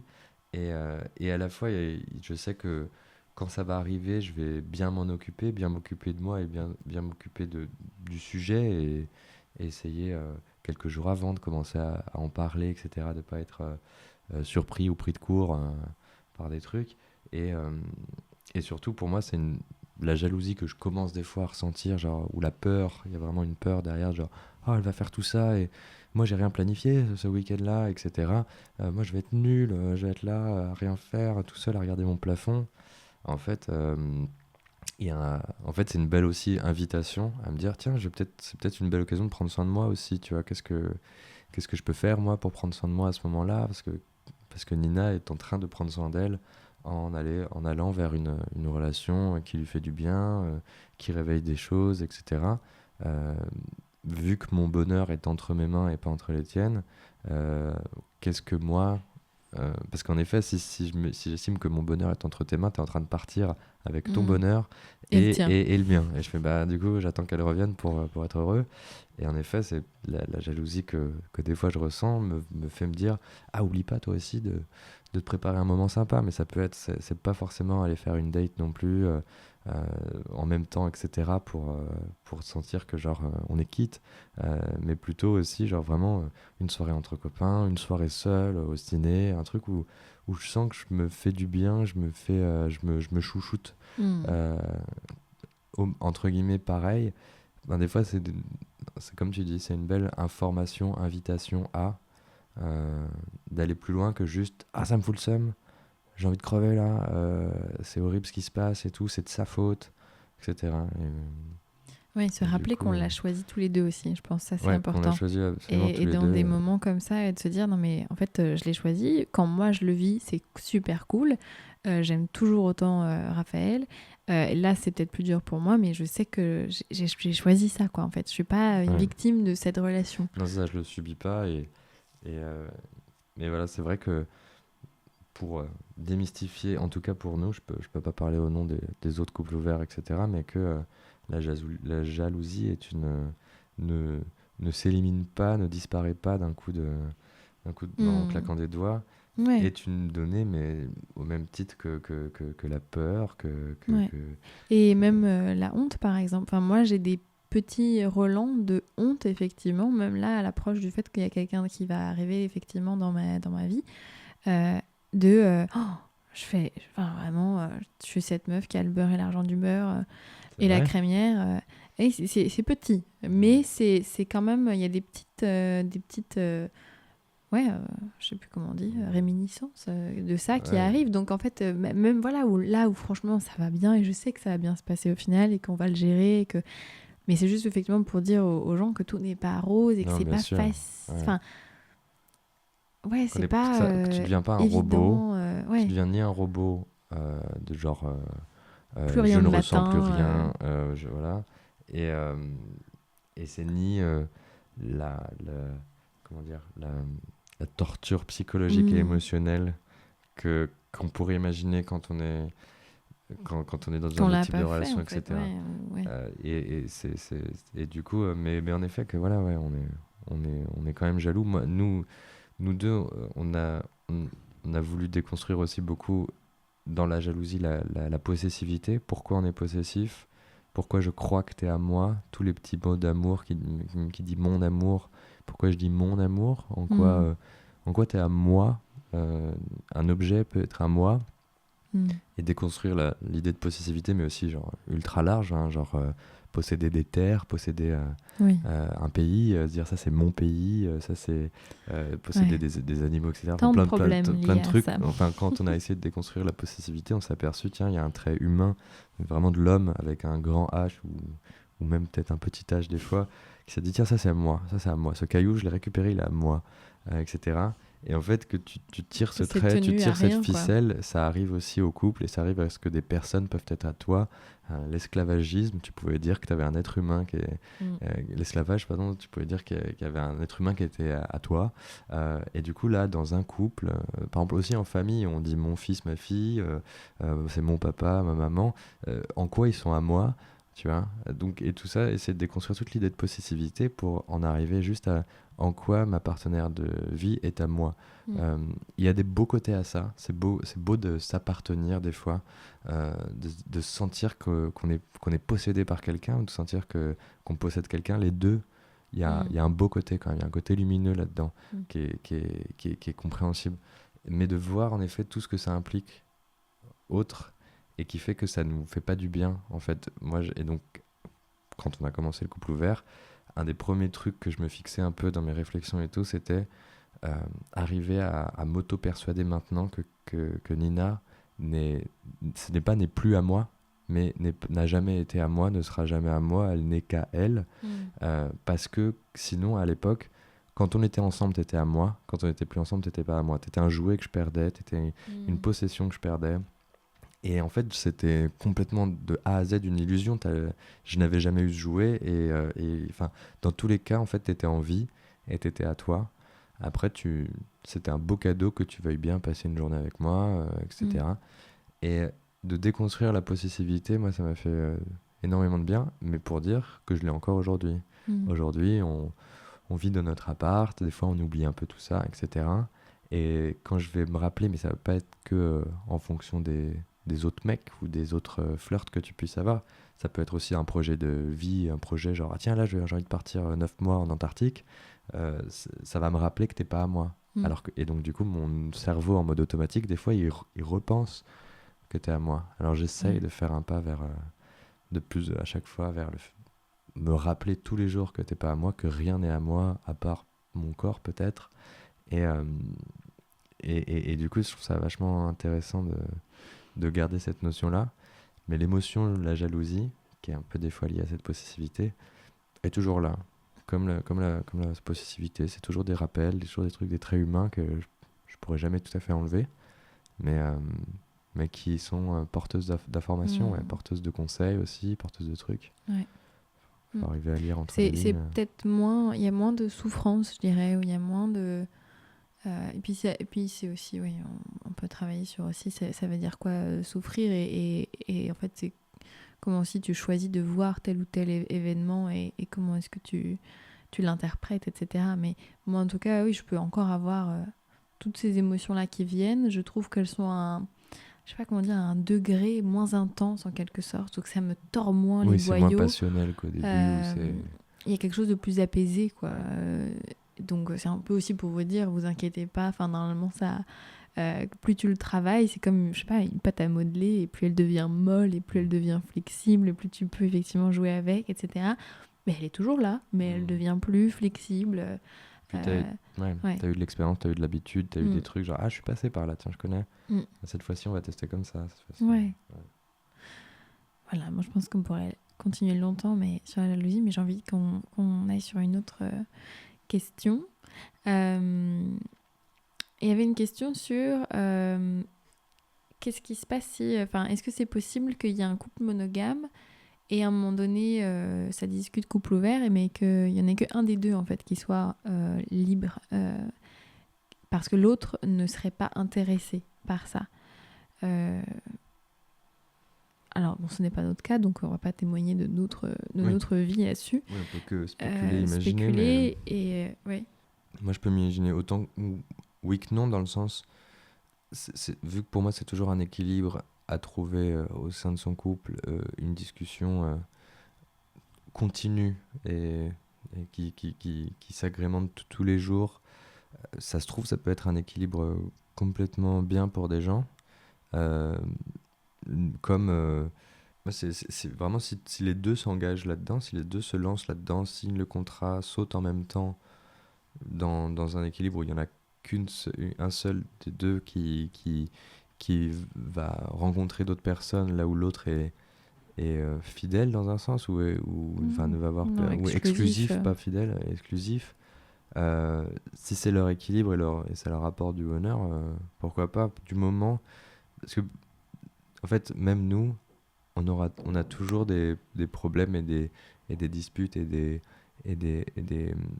des conflits sur le partage de pouvoir, genre qui a le plus de pouvoir, qui a fait tant de choses dans la maison, qui influe sur l'autre, qui a le droit de choisir la chaîne de télé qu'on regarde, ce genre de choses. Ça arrive nous aussi encore énormément que genre qu'en fait on cherche tous les jours en quoi ça peut être équitable, mais en quoi surtout le pouvoir de chacun de nous deux n'est pas un gâteau avec des parts limitées, mais chacun a un puits sans fond, un gâteau illimité. Et donc on essaye de toucher ça du doigt, et du coup pour moi ça peut tout autant être possible que d'être déséquilibré, quoi. Faut pas que ce schéma là, s'il est fait genre moi je suis en couple ouvert, moi je veux bien aller voir d'autres gens, mais je veux pas que l'autre, toi tu vas pas voir d'autres gens, là oui non, enfin il y a quelqu'un, si quelqu'un le fait sans son consentement véritable, c'est pas équitable, c'est pas mais après cette personne enthousiaste. Cette personne se sentira peut-être assez tôt que c'est pas épanouissant, quoi. Ouais. Oui, c'est ça. C'est-à-dire que dans la façon dont c'est proposé dans la question, ce qui voudrait dire qu'en gros, une des personnes est intéressée par le couple ouvert, l'autre ne l'est, enfin, n'a pas envie de faire d'autres rencontres, mais qu'elle est aussi, enfin, qu'elle est vraiment d'accord et je dirais que c'est même pas suffisant peut-être d'être seulement d'accord, mais qu'elle est heureuse pour sa partenaire que l'autre puisse vagabonder, explorer, Ouais. etc. Enfin, je pense que ça peut très bien se passer en fait, parce qu'en fait, il Complètement. faut pas se forcer à aller voir ailleurs, aller voir d'autres gens si toi t'en as pas envie, mais si t'es complètement à l'aise avec le fait que ton ou ta partenaire le fasse, bah, je vois pas. Enfin, vous aurez des problèmes comme tous les couples ont des problèmes. Enfin, et c'est pas voilà inévitable que vous vous cassiez la tête à cause de ça, quoi. Hmm. Mais c'est vrai qu'il faut vraiment faire attention, je pense, dans cet équilibre-là, à que chaque personne est vraiment OK, enthousiaste, d'accord pour ce deal-là et bien se rendre compte en quelque sorte que quand on fait un accord dans une relation, pour moi, en fait, c'est un...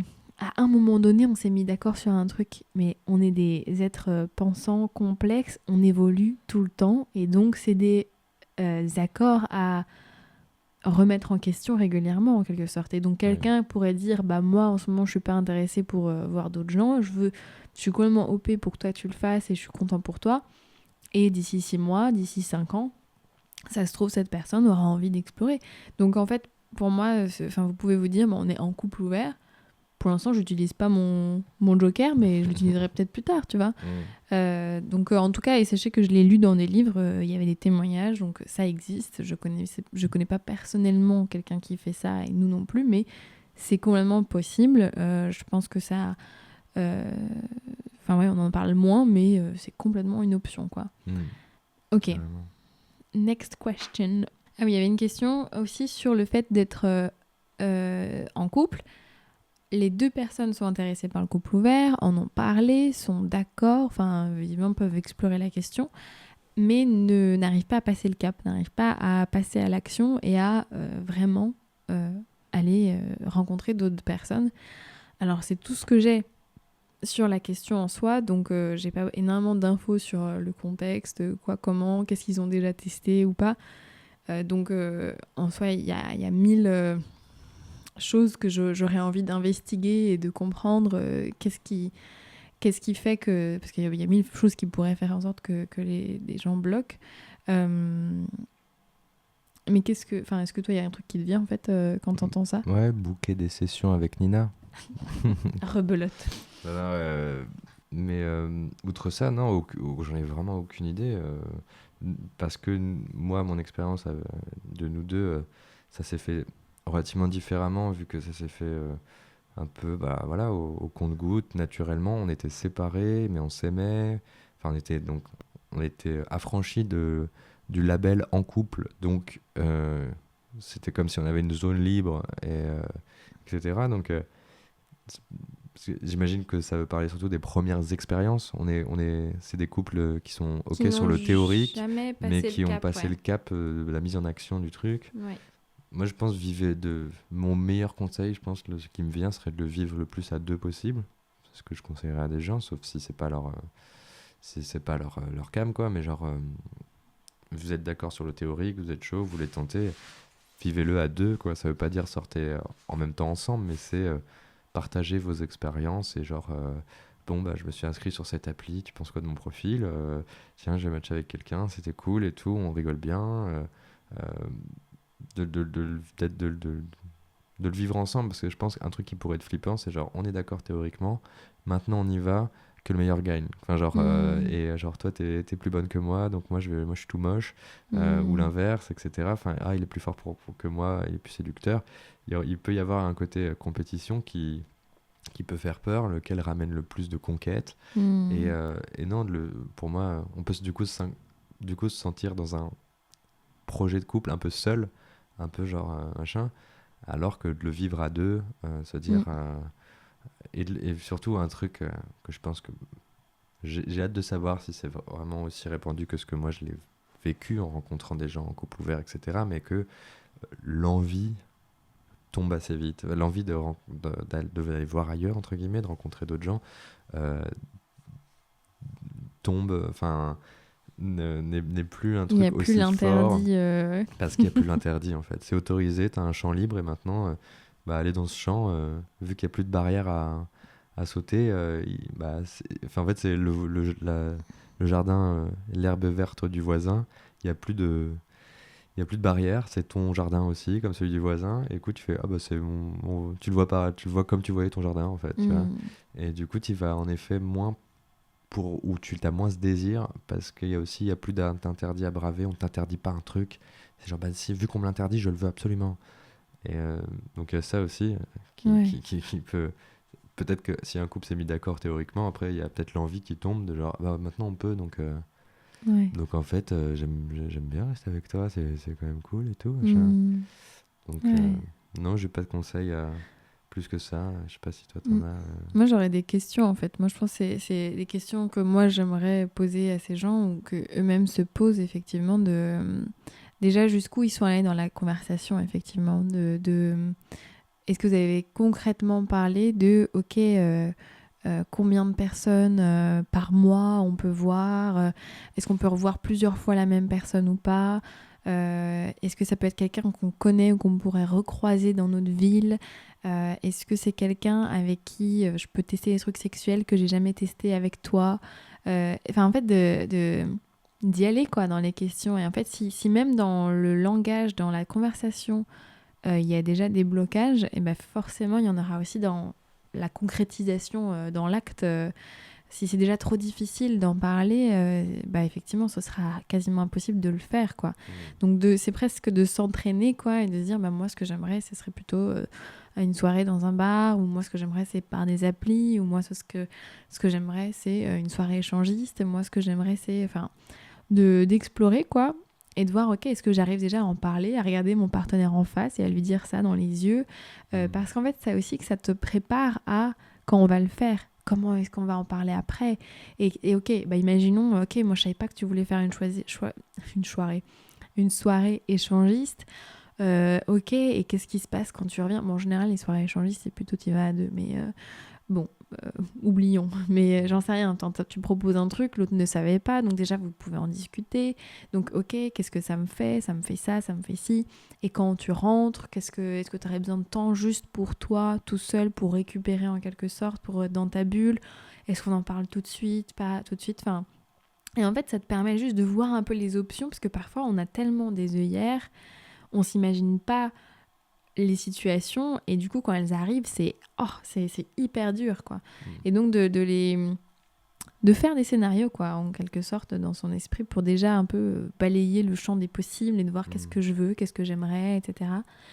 Et, et puis, je pense que dans une situation où les deux en ont déjà bien parlé, et ils n'y arrivent pas, ok, qu'est-ce qui me fait peur, quoi? Qu'est-ce qui me fait peur dans le fait de rencontrer quelqu'un, dans le fait de flirter? Ça fait peut-être longtemps que j'ai pas flirté. Est-ce que et de voir, ok, est-ce que c'est une problématique, on va dire, plus liée au couple, de j'ai peur que ça nous fasse flancher, j'ai peur que ça nous affaiblisse, j'ai peur que d'avoir trop de désir pour quelqu'un d'autre. Imaginons un couple, ça fait longtemps qu'ils sont ensemble, peut-être que sexuellement c'est plus aussi passionné qu'au début, ce qui arrive quand même dans beaucoup de relations, et de se dire mais et what if, enfin, qu'est-ce qui se passe si avec cette autre personne le sexe est incroyable et j'ai trop de désir et puis après je rentre chez moi et je commence à avoir des doutes sur ma relation alors que j'en avais aucun auparavant, etc. Bah ça fait peur, tu vois. Donc d'essayer de se dire ok, est-ce que ça vient plutôt de la relation ou est-ce que c'est des problématiques plus personnelles de j'ai pas du tout confiance en moi pour rencontrer quelqu'un d'autre, ça fait tellement longtemps que j'ai pas flirté, dragué, que ça me fait grave peur. Plein de pensées un peu où personne ne voudra sortir avec quelqu'un qui est déjà en couple, enfin, ou j'en sais rien, ce qui peut arriver, où les gens vont parler, les gens vont jaser, et de se poser la question de ok, est-ce que c'est plus personnel ou est-ce que c'est en couple, parce que du coup bah, tu peux beaucoup plus en prendre soin en quelque sorte après de ces peurs et te dire ok bon bah si c'est que moi, et ce que moi j'aime beaucoup ce que tu as dit, d'essayer de se dire ok mais on est une team, bien comment est-ce que ensemble on peut s'entraider et genre se coacher. Enfin, ça, il y en a pour qui c'est peut-être pas du tout agréable ou difficile, mais enfin moi je sais qu'avec toi j'aime beaucoup ça, quand on peut un peu se coacher et s'entraider, de genre oh, j'ai peur avant ma date là, est-ce que ça va, je suis bien habillée ou genre j'en sais rien, mais et de sentir qu'en fait même si je vais voir quelqu'un d'autre, on est toujours ensemble quoi. Enfin, et je t'aime et tu m'aimes, et il y a quelque chose de ouais, qui pourra pas changer ça en quelque sorte. Enfin,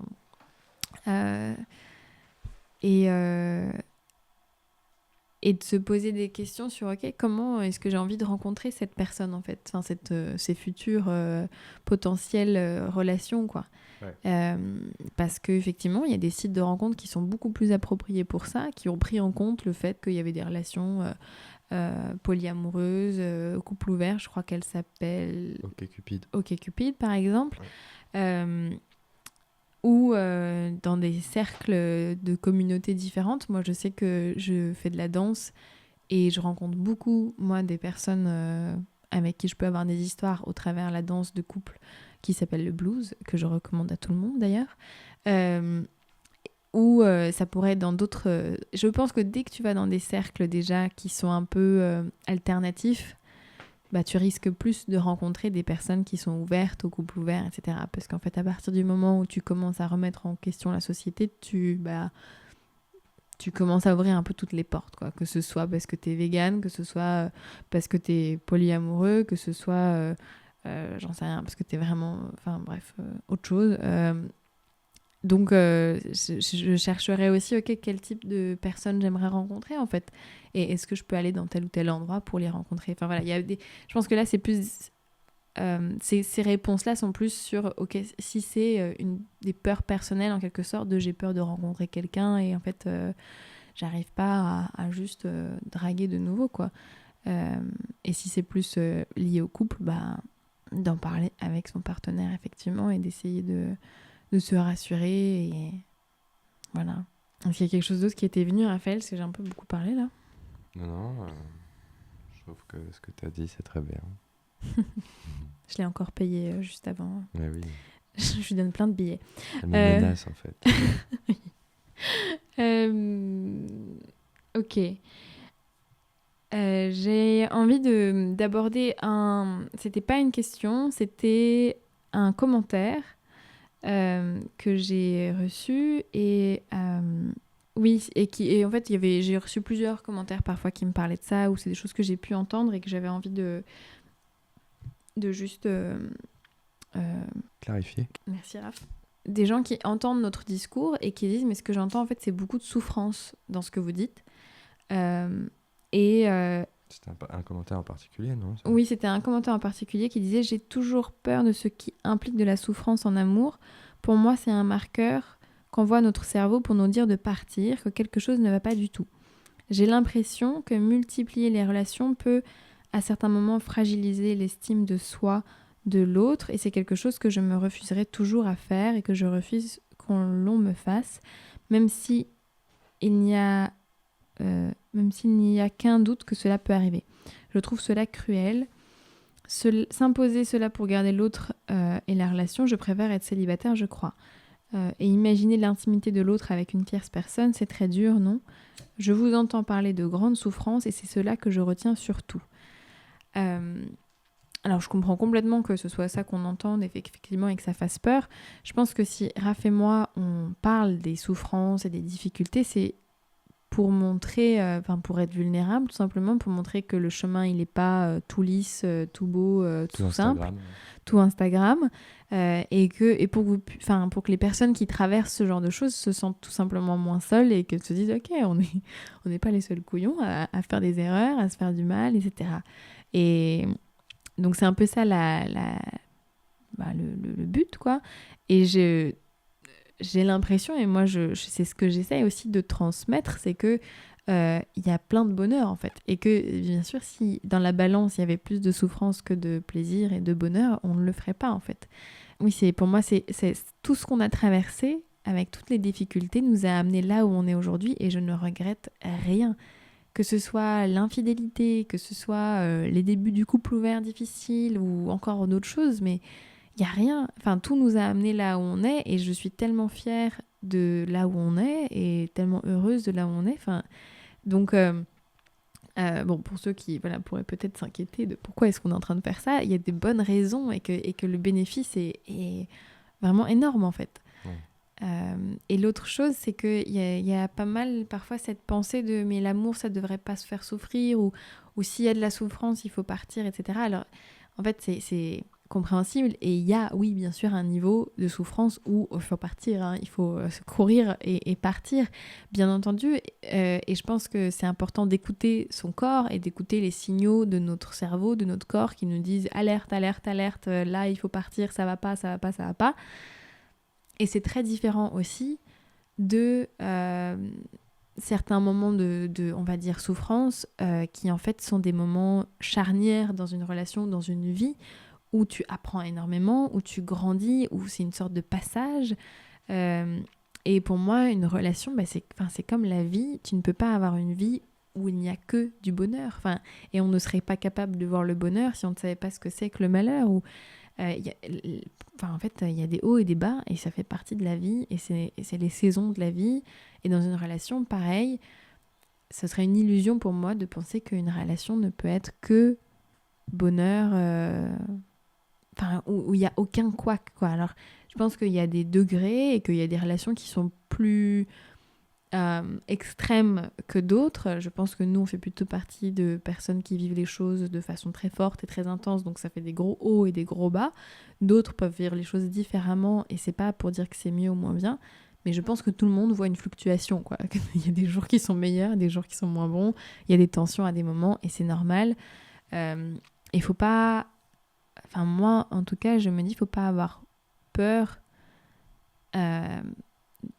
d'avoir mal à des moments, en fait. Enfin, je sais pas, ça peut paraître bizarre de dire ça comme ça, mais que tous les moments où on a eu mal, je les regrette pas, en fait. Enfin, j'ai toujours appris quelque chose et je pense qu'il y a une limite, effectivement, qui est difficile à trouver entre une relation saine où il y a des moments difficiles et où il y a des moments où on se fait du mal, que ce soit par le fait qu'on fasse des projections sur l'autre, que ce soit parce que à des moments on se contrôle plus et on dit des choses qui sont douloureuses, enfin voilà, et de l'autre côté de la limite, de la barrière, des relations malsaines, toxiques, où il y a vraiment peut-être de la domination de l'un sur l'autre, où il y a de la violence, et c'est parfois difficile de savoir parce que quand on est dans un moment où c'est douloureux, où on a mal, on peut se dire mais je suis dans une relation toxique, ça me fait trop mal, c'est horrible, etc. Et c'est difficile en fait de savoir effectivement.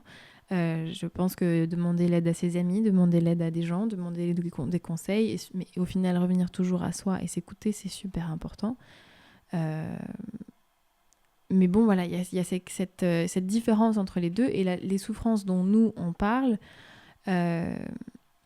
Pour moi, font partie de la vie, font partie du chemin, font partie de notre apprentissage. Et voilà, donc je voulais un peu apporter cette autre façon, on va dire, de voir la souffrance, ou le fait d'avoir mal, quoi. Je sais pas si tu voulais rajouter un truc là-dessus, Raph. Non, non, t'as dit, je pense exactement comme toi. Pour cette personne en particulier, je pourrais comprendre. Enfin, j'accepte totalement et je comprends totalement son point de vue, ses peurs, etc. J'ai pas envie de forcer le couple ouvert à qui que ce soit. Mais en effet, voilà, que les moments les plus tristes, les passages, les obstacles les plus durs, les souffrances et tout, font partie du tableau, font partie du jeu, font partie de la vie, et qu'il y a on en apprend beaucoup. J'ai pas du tout envie d'envoyer le message faut souffrir pour être belle, faut souffrir pour avoir du succès, etc. Enfin, une sorte d'apologie de la souffrance, qu'il n'y a que des choses en souffrance, faut en avoir chié pour kiffer. Pas du tout envie d'envoyer ce message. Et à la fois juste de voir la souffrance et les moments les plus durs comme une sorte de mini-acceptation, ça fait partie du mouvement des vagues. Et ça fait partie de la vie du truc et qu'à la fois ouais voilà elles peuvent être à la fois formatrice, à la fois aussi, quand on rentre en relation, si- c'est l'enjeu, ce qu'on a peur de perdre, ce qu'on a peur de risquer, ce qu'on a peur de fait- f- joue un rôle dans l'importance que ça. S'il n'y en avait pas, ce serait peut-être un peu trop lambda et anecdotique de se mettre avec quelqu'un, de Mm. machin. Alors que si derrière, des fois, il y a la peur qu'on ait mal, il y a la peur qu'on perde quelqu'un, qu'on perde quelque chose, etc., ça fait, ça joue aussi un rôle dans la beauté et l'importance de ce qu'on est en train Mm. de faire. Donc, c'est sûr que la souffrance, nous, dans notre relation, il y en a eu beaucoup, comme il y a eu beaucoup de moments d'exal- de- de bonheur, Exaltation. d'exaltitude, bien sûr. Non, Mhm. mais ouais, de bonheur intense. Ça faisait partie, du ride, Mm. comment dire, du roller coaster, quoi. Mm. Tu montes, tu descends, tu fais des loopings. Et, euh, et voilà, Et donc. oui, la souffrance, en fait, c'est le mot que j'ai utilisé parce que c'est celui qui était dans le commentaire. Mais pour moi, quand on parle de souffrance, c'est beaucoup lié à comment tu perçois les événements, en fait. C'est beaucoup lié. Il y a des événements qui, eux, peuvent être voilà, des faits. Il y a pas, c'est ni bien ni mal, c'est des faits. Et la façon dont toi, tu les regardes, et c'est souvent, en fait, tes propres pensées sur tel ou tel événement qui te font souffrir. Et donc, c'est là où tu te rends compte, en fait, ton pouvoir, en quelque sorte, et à quel point tu peux apaiser ton esprit. Alors, c'est pas facile, hein, je dis pas ça, mais en tout cas, c'est pour ça aussi, je pense que certains événements qui au départ pour nous causaient de la souffrance ou de la jalousie très forte, etc., sur le couple ouvert, se sont apaisés parce que nos pensées ne sont plus les mêmes qu'à cette époque et c'était plus nos pensées qui nous faisaient souffrir, en tout cas là je parle de moi, que les faits tels quels en fait. Et c'était plus ce que Ouais. je m'inventais comme histoire autour de ça, ce que je me racontais qui me faisait vraiment du mal. Et c'est là où je remercie en quelque sorte ces moments parce que bah, ça m'a permis de grandir, de me détacher de certaines croyances, me détacher de certaines pensées et de grandir quoi. Voilà, j'avais envie de rajouter ça. Je pense que quand on a eu quand on a vécu la tromperie que j'ai faite, on en a tous les deux chié, on a tous les deux souffert. Alors, je vais pas comparer ou quoi que ce soit, c'est pas le but, mais c'était si intense, si fort que, alors ça s'est fait progressivement le couple ouvert, mais c'était un peu comme si, pour moi, il y avait le couple ouvert à essayer, mais en tout cas revenir au modèle numéro un de et refaire ce même schéma, ce même scénario. Bah, on l'avait fait déjà une fois, c'était dur, pas envie de le refaire, pas envie de... Mais peut-être une autre version de nous dans un univers alternatif aurait vécu la chose différemment et serait dit non, on reste en monogamie et inconsciemment se dire bah si ça réarrive en tromperie en fait. Mm. Et là on s'est dit non, viens, on va regarder chaque événement et chaque désir de chacun. Peut-être qu'on va en souffrir, et c'était le cas. Des fois, des discussions, s'apercevoir que toi, tu pouvais avoir du désir pour d'autres personnes, s'apercevoir que d'autres personnes je pouvais croire qu'elles étaient mieux que moi, etc. Mon ego, mon estime de soi, de moi, ça a été secoué, mais c'était comme si c'était une sorte de douleur moins forte, moins choquante que l'événement de la tromperie qui était un peu plus marqué, un peu plus ouais, Mm. spectaculaire, disons, un peu plus surprenant Mm. euh, pour toi comme pour moi. Mm. Et du coup, mais que ouais, appréhender la souffrance comme aussi ouais, voilà, ça peut dire comme vivre sans se dire qu'un jour on va pleurer ou qu'un jour il va pleuvoir.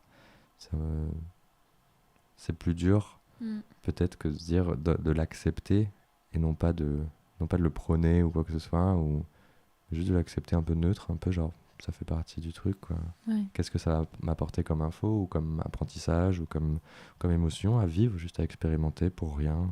Mm. J'ai expérimenté cette émotion et ça m'a fait ça. J'ai vécu quoi. Ouais. Je sais pas. Mm. Je suis d'accord. Ok. Je pense qu'on va bientôt s'arrêter parce qu'on commence à fatiguer. Mais je voulais juste aussi répondre à une petite question qui était sur le désir d'enfant dans un couple ouvert ou dans un couple polyamoureux. Alors, ce n'est pas notre cas, donc voilà, on va pas en parler pendant très longtemps. Mais en tout cas, ce que j'avais envie de vous dire, c'est qu'il y a une chaîne YouTube qui est super bien d'un couple qui est enfin, ils sont enceintes en ce moment. Ils s'appellent Connor et Brittany, et je les mettrai dans la barre d'infos. Et donc, ils parlent de leur grossesse et de comment ils vont faire ça, etc. Et c'est en anglais, mais c'est super inspirant. Et ils sont en couple ouvert, enfin, Oui, ils sont polyamoureux à fond. C'est vraiment très intéressant de suivre leur parcours. Et en tout cas, si jamais un jour venait l'envie de faire un enfant entre nous deux, je pense que, voilà, on en avait un peu parlé quand j'avais montré la question à Raphaël aujourd'hui, mais que ça ne remettra pas en cause notre couple ouvert. Enfin, pour moi, le couple, c'est notre couple, il est comme ça, il va peut-être évoluer au fil du temps, je ne sais pas. Mais c'est pas parce que j'ai un enfant que je vais changer ma structure de couple. En tout cas, pour moi, et ça, je pense que c'est encore une fois très personnel, mais c'est pas une phase de... Une phase de jeunesse. Genre, Ouais. Moi, des fois, je l'avais cru comme ça. Je me disais, bon, faisons ça étant jeune, mais un jour, il va falloir être adulte et on va devenir des parents et on sera chiant. Hein. Et en fait, plus j'avance vers cette étape d'être chiant et plus je le deviens sans tout à fait en fait, le devenir, en fait, c'était une illusion. Plus je me dis, mais en fait, ouais, c'était pas une phase, c'était pas une crise de jeunesse.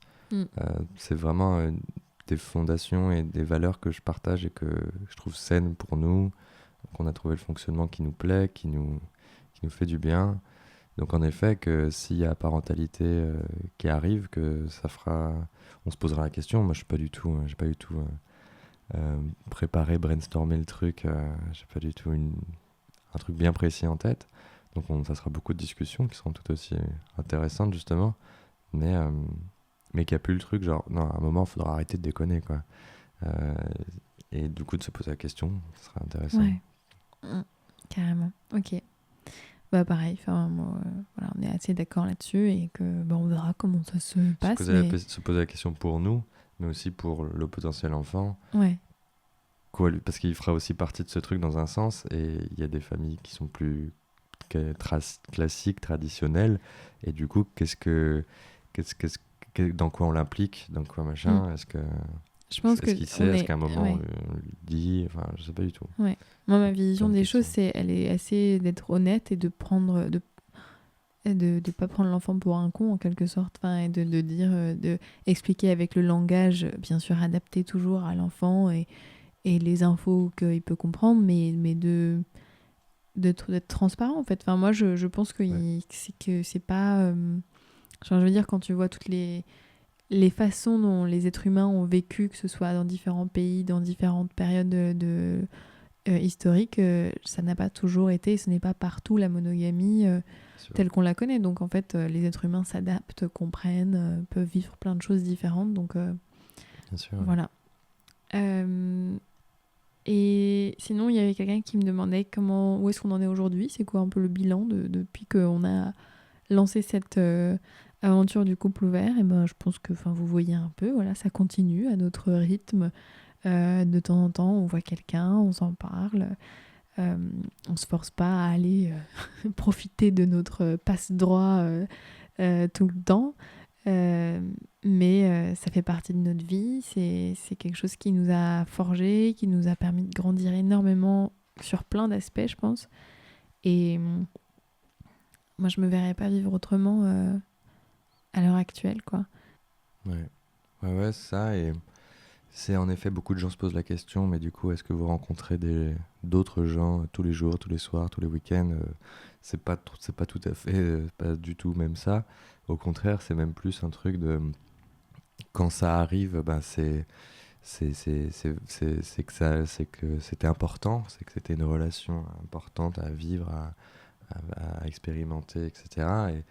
Et moi, pour le coup, de mon côté, ce que je trouve génial, c'est que avec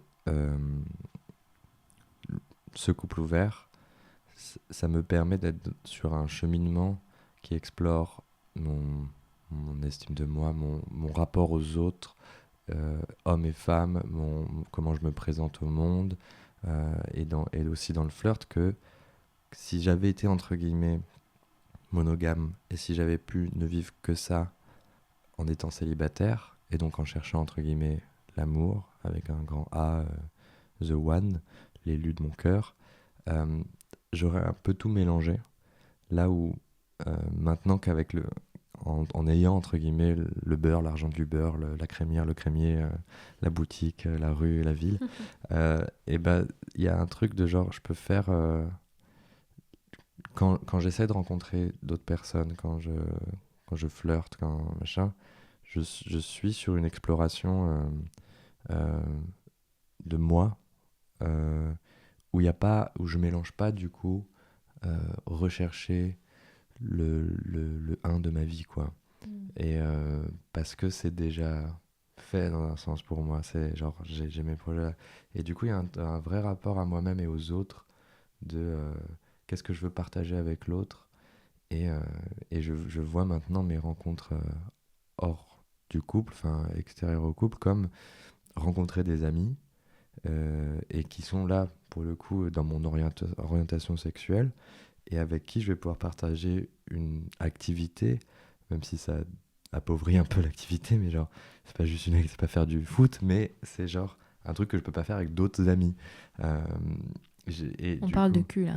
Entre guillemets, le cul, mais la sensualité aussi, le jeu du flirt, le jeu de se tourner autour, Ouais. etc. Et comme si ça isolait ça, de genre, bah, c'est pour ça.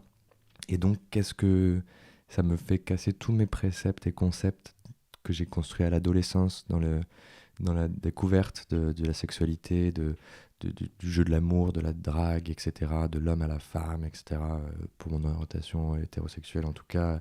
Toutes ces dynamiques-là sont brisées plus j'avance pour au final arriver juste à l'essence de je suis une boule de lumière qui veut rencontrer une autre boule de lumière et danser avec, quoi. Ouais. Et du coup, c'est super intéressant parce que je m'aperçois que j'ai peur, je m'aperçois que j'en ai pas tant envie que ça. Euh, je- Entre hommes, enfin, souvent avec l'homme avec un petit H, on nous envoie le message qu'on doit le vouloir H24, on doit vouloir baiser tout ce qui existe, on doit ramener le plus de conquêtes, etc. Ne pas le vouloir, ne pas avoir de libido, ne bander mou est une chose ultra péjorative.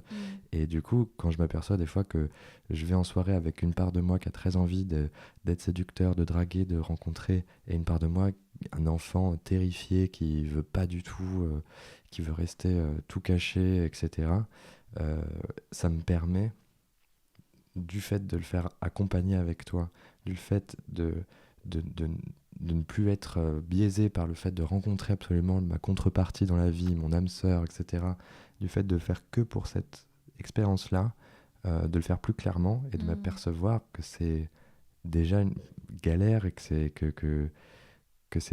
que j'ai encore du chemin, enfin que j'ai envie encore de faire du chemin pour arriver à des relations saines, des relations un peu pures, un peu et, et, et que les deux le vivent à fond dans ce truc-là de genre en gros je veux danser avec toi le temps d'une danse, partager des émotions, partager ce qui arrive, se dire au revoir, peut-être se retrouver, tout ça. Et je le vois comme un, un nouveau champ d'amitié possible. De relations, en fait. De relations, C'est mais qu'avant, il y avait très amis, amis, amoureux, famille. Et ouais, là, il y a un ennemis. champ un peu plus large et Ouais, quelque chose entre l'amoureux et l'ami. ouais. Et quelque chose qui est de plus large, je trouve, Juste on et d'être partage. juste authentique, en fait, sur qu'est-ce que tu veux vivre avec cette personne là, aujourd'hui, maintenant. Je veux vivre ça. Même si l'autre est tout aussi enthousiaste que toi, bah, Ouais. on peut le faire. Et effectivement, il y a moins de règles sur à quoi c'est censé ressembler. Et c'est juste genre, bah, où est-ce que la danse nous emmène. Ouais, c'est ça. Et puis le faire pour rien aussi, pour tout et pour rien. Pourquoi? Parce que il y a des amis que je peux pas embrasser, il y a des amis pour qui j'ai pas de désir, et, et là d'avoir du désir et du plaisir avec quelqu'un, enfin, ouais, ça banalise un peu le sexe, mais genre le voir comme une autre activité, comme genre, ah tiens, je peux vraiment un peu sur le même plan que genre jouer au foot avec quelqu'un, jouer à un jeu de société avec quelqu'un, avec des gens, etc. Là, c'est genre, ah tiens, il y a cette activité que je peux faire qu'avec certaines personnes, Et du coup, genre, tu trouves des gens qui ont le même centre, comme si tu trouvais des gens qui ont les mêmes centres d'intérêt que toi, quoi. Genre, toi aussi, t'es fan de sexe. Enfin, genre, et du coup. On va faire un club. Ouais, mais du coup, que genre, d'expérimenter ensemble. Et je trouve que ça fait, en théorie, des belles choses. Enfin, moi, je suis très. Beaucoup de gratitude pour le fait que ça ait débloqué ça en moi. Là où avant j'étais un peu sur des rails super toutes tracées, on drague pour avoir une amoureuse, pour se plaindre de genre de pas être en couple, etc. Mais après, une fois qu'on est en couple, après on veut pas s'engager. Enfin, c'est un peu les rails toutes construites de sitcom. Et là maintenant, c'est un peu comme j'avais mes propres rails à poser, quoi. Exactement. Voilà, donc je vous remercie à tous d'être restés jusque-là pour nous écouter bavarder de ce sujet passionnant qui est le couple ouvert. J'espère que ça vous aura plu, que vous aurez trouvé soit de l'inspiration, soit des petites expériences qui vous permettront de, je sais pas, réfléchir à votre situation ou que vous vous sentiriez juste moins seul, de nous avoir entendu raconter nos péripéties. Et merci Raphaël d'être là et de partager ta sagesse et tes expériences avec nous. Merci Et, Nina. Et de faire ma pub en plus. Ah oui, toujours. N'hésitez pas, www.ninaluca.com. Et si vous avez d'autres questions, s'il y a d'autres thèmes qui vous intéressent, n'hésitez pas à nous les partager. Vraiment, ça nous fait super plaisir d'avoir vos retours et vos questions. Et je pense qu'on va continuer. J'ai maintenant tout un matos pour faire des podcasts, donc j'espère en faire plus. Et le prochain, ou en tout cas l'autre idée que j'ai envie de faire, c'est de parler des ruptures. J'espère que ça va vous intéresser. Je te quitte. C'est fini. Ouais. Voilà. Au revoir. Ouais, comme ça, on pourra en parler. Voilà, je vous souhaite à tous une très très bonne soirée. Merci d'avoir été là avec nous. Salut.